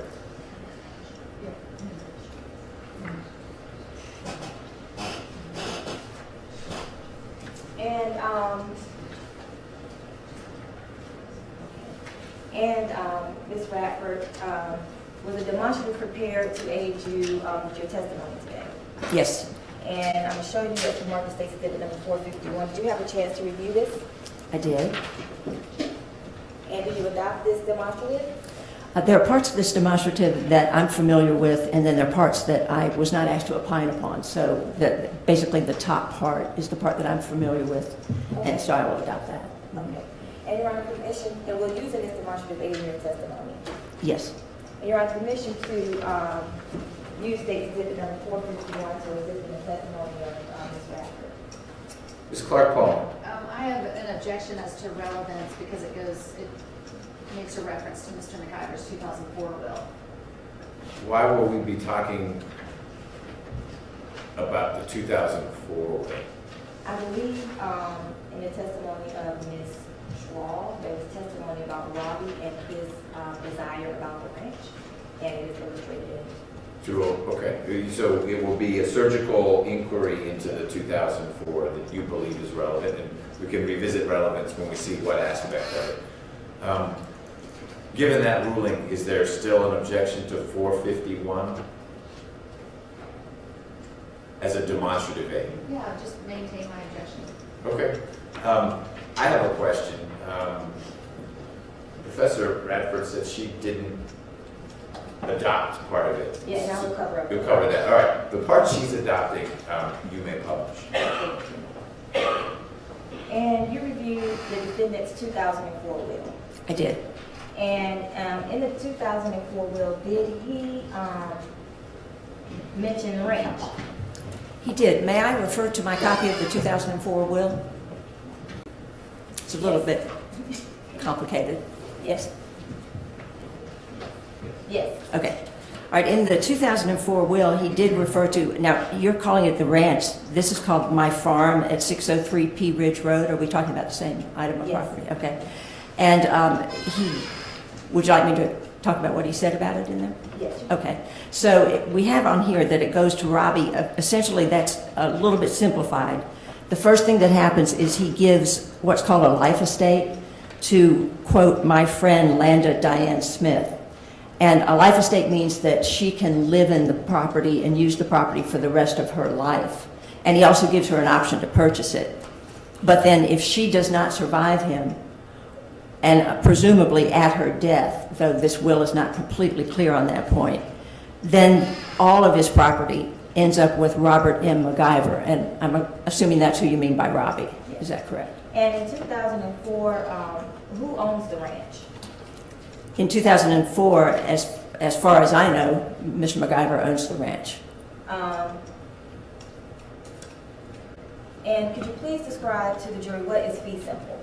So he presumably, again, owns it in fee simple, which means it's all his. He can do anything he wants with it.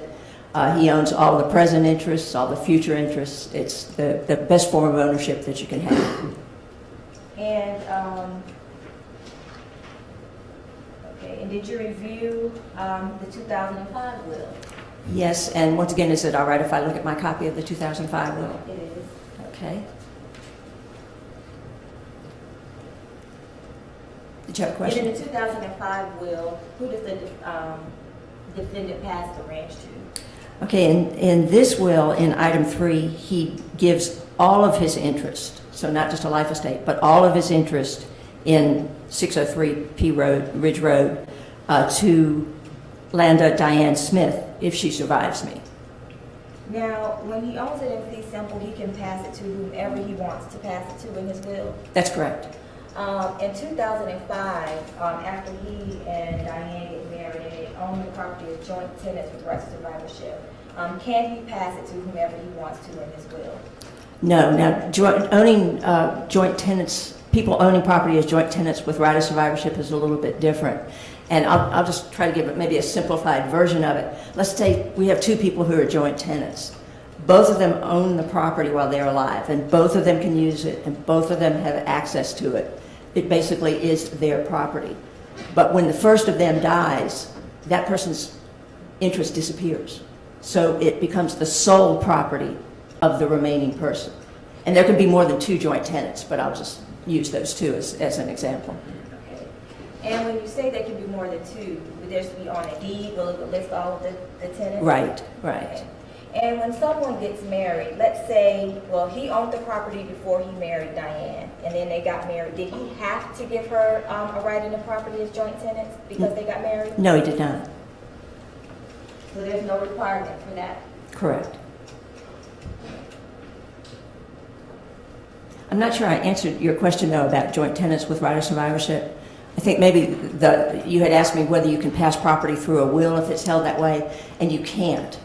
In other words, when they're now holding property as joint tenants with right of survivorship, the will no longer controls. It's the property law that says whoever dies first, that person's interest disappears, the other person owns the property. And in the 2005 will, does the defendant make any provisions for his son, Robert or Robbie? So you're switching to one will later now? Yes. Okay. Okay, so and we're in the 2005 will, right? Yes. Be clear. Okay. In the 2005 will, yes, he gives the residue of his estate to his son, Robert McIver. And so that would be after any specific bequests have been made, after any debts have been paid. The residue will go to Robert McIver if he's alive, and if he's not, to his descendants. Okay. And then in Diane's 2006 will, what does she indicate that she wishes to happen to the ranch? Okay, so I'm looking at my copy of Diane's 2006 will. Item 3 says, she talks about the same description of the farm and all of its furnishings. I give, devise, and bequeath to Claude L. McIver III if he survives me. Okay. And do you know what's the date on her will? I'm sorry if you could repeat that, please. The date of execution was February 1, 2006. Okay. And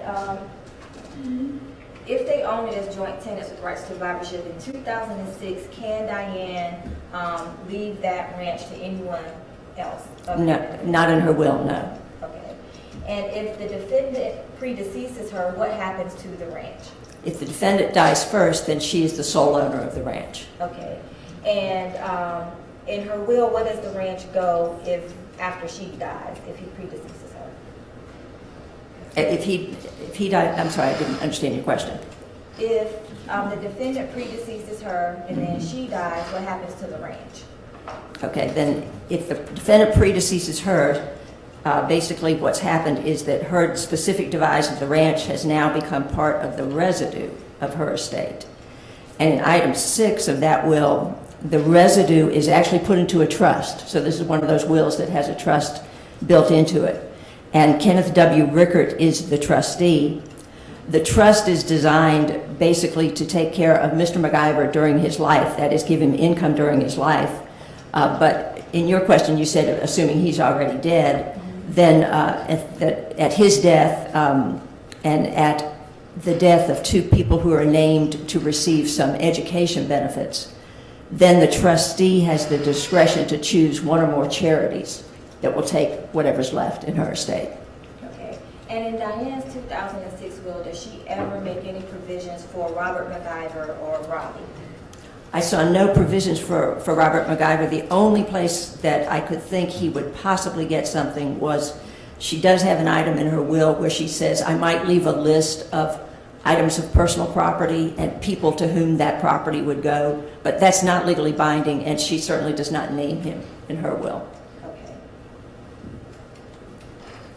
And you reviewed the draft emails. Did you ever see a will from 2011? No, I did not. It was just emails between the defendant, Ms. McIver, and Harold Hudson. That's correct. Okay. And in her draft of, in her suggested changes, what happens to the ranch at her death?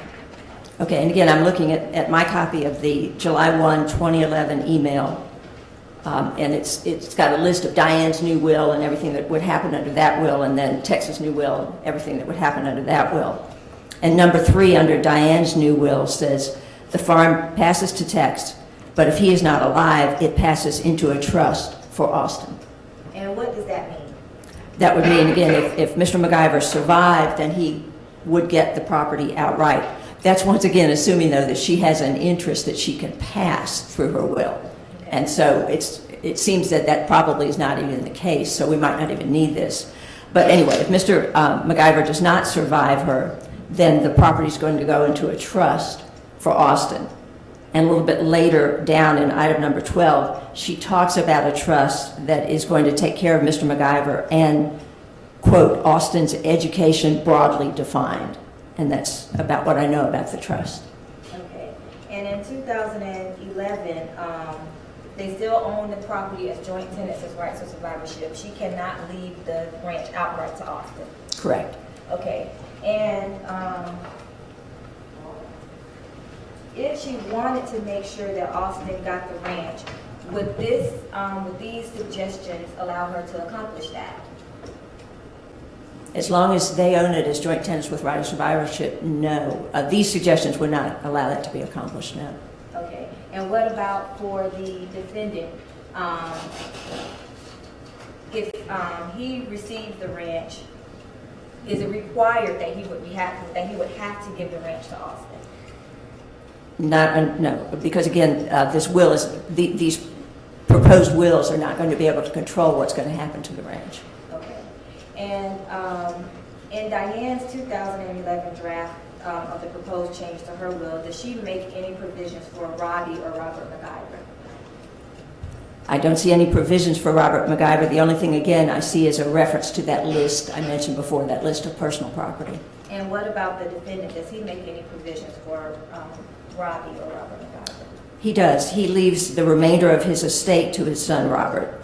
And if Robert's not alive, to his children. That would be Robert's children, I'm assuming. And if neither are alive, then he leaves it in trust for Austin.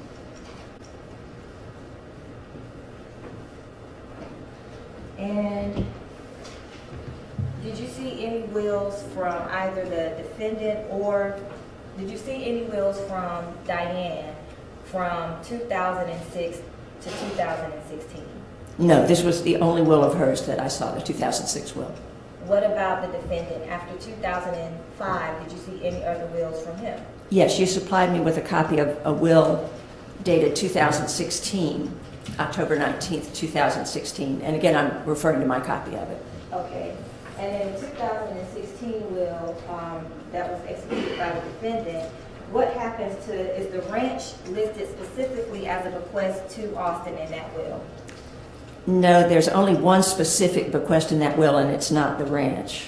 And what is that specific bequest? That specific bequest says that at the time he's writing the will, there's a life insurance policy on his life for $750,000. And he says, if the proceeds of this life insurance policy are paid to my estate, and that would, of course, you'd have to look at the life insurance policy to make sure that happened. But if they are, and my son Robert survives me, I give him $500,000 of the $750,000. Okay. And what does he say about the ranch in that will? He doesn't mention the ranch in that will. He just, after that, that's the only specific bequest. Then he goes down to disposing of the rest of his estate, the residue of his estate. And what happens with the residue of his estate?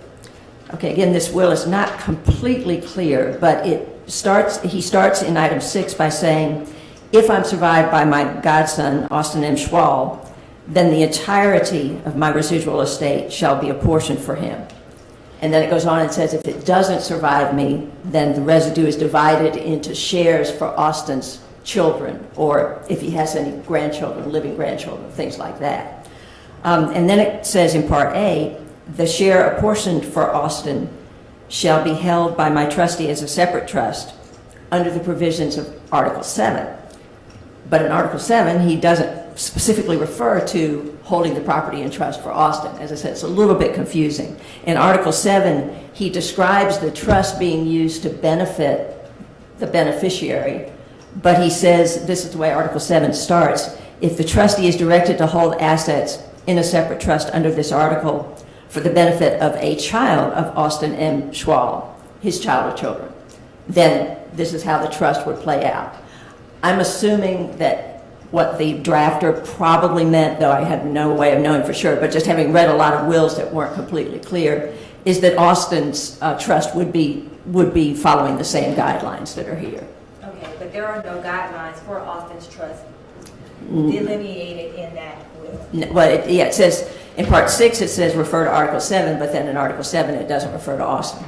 Okay. Now, in 2006, after Diane passed on September 26, 2016, he would own the ranch in fee simple. That's correct, assuming, again, they held it as joint tenants with right of survivorship at that time. So he could have put in his ranch, in his will, I leave the ranch to Austin. Yes. And if you could please, if Diane owned that ranch in fee simple, could she give it to Austin? Yes, if she owned it in fee simple, she could, do you mean devise it in her will? Yes, she could devise it in her will to Austin. And do you know what would happen to the ranch if Diane had a lien or a mortgage on it and she foreclosed on it? I'm not really an expert in foreclosure and real property law, so I won't try to answer that question. Okay. And could you just explain to the jury what the Slayer statute is? Just review my objection for the record, Your Honor. I objected as to. No, I'm remembering. I'm just processing how that all went. Okay. Overruled. Could you please describe to the jury what the Slayer statute is? Okay, the Slayer statute is kind of a slang term, if you will, that we use for a statute that's in the Georgia Code, and it's in the title of the Georgia Code relating to wills and to decedents' estates.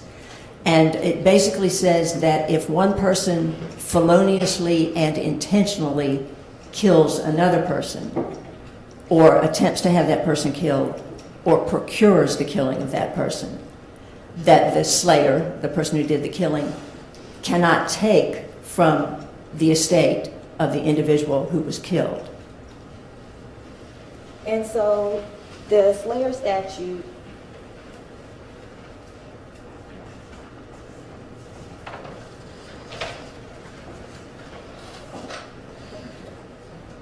if it's a felonious and intentional? Right, and in the statute it says that if the individual is found guilty or otherwise proved to have committed murder, felony murder, or voluntary manslaughter, that would be a felonious and intentional killing. So that means that they could not take under the will. Correct. And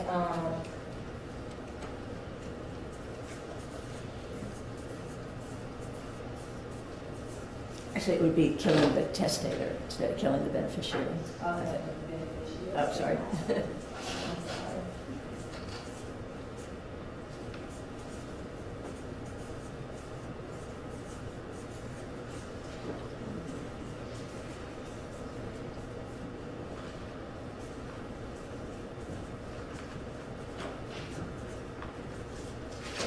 so if I am left something in your will, and then I killed you, I could not benefit from your will. Assuming it was a felonious and intentional killing, yes. And does the Slayer statute apply to property that is not passed on the will? The Slayer statute is not completely clear about that. The second section of the statute talks basically about intestacy, which means if you die without a will, you can't take, even if you killed your person you were to inherit from. It mentions the word deed, and it talks about other conveyances that were executed by the decedent. So I have never seen it applied to a joint tenancy with right of survivorship, and frankly, I think we probably need to leave it to a judge to figure out if it does apply in that circumstance. And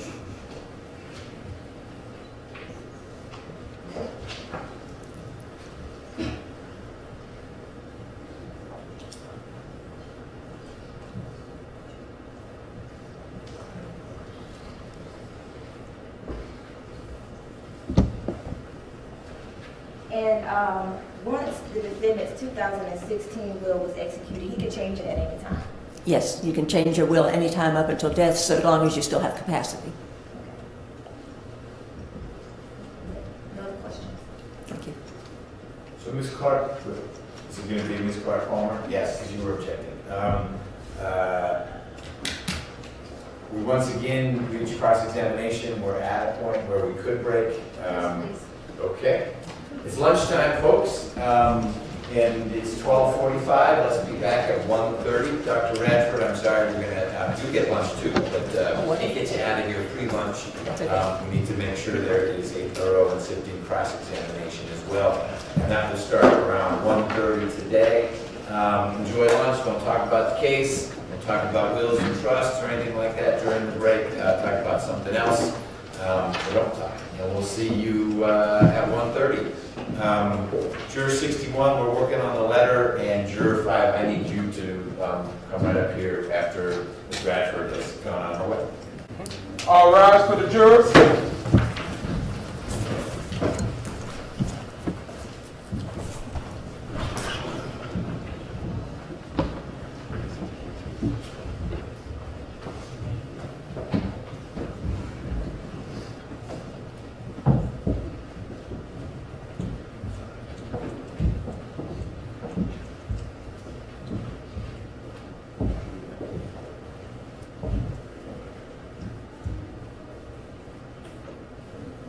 Please be seated.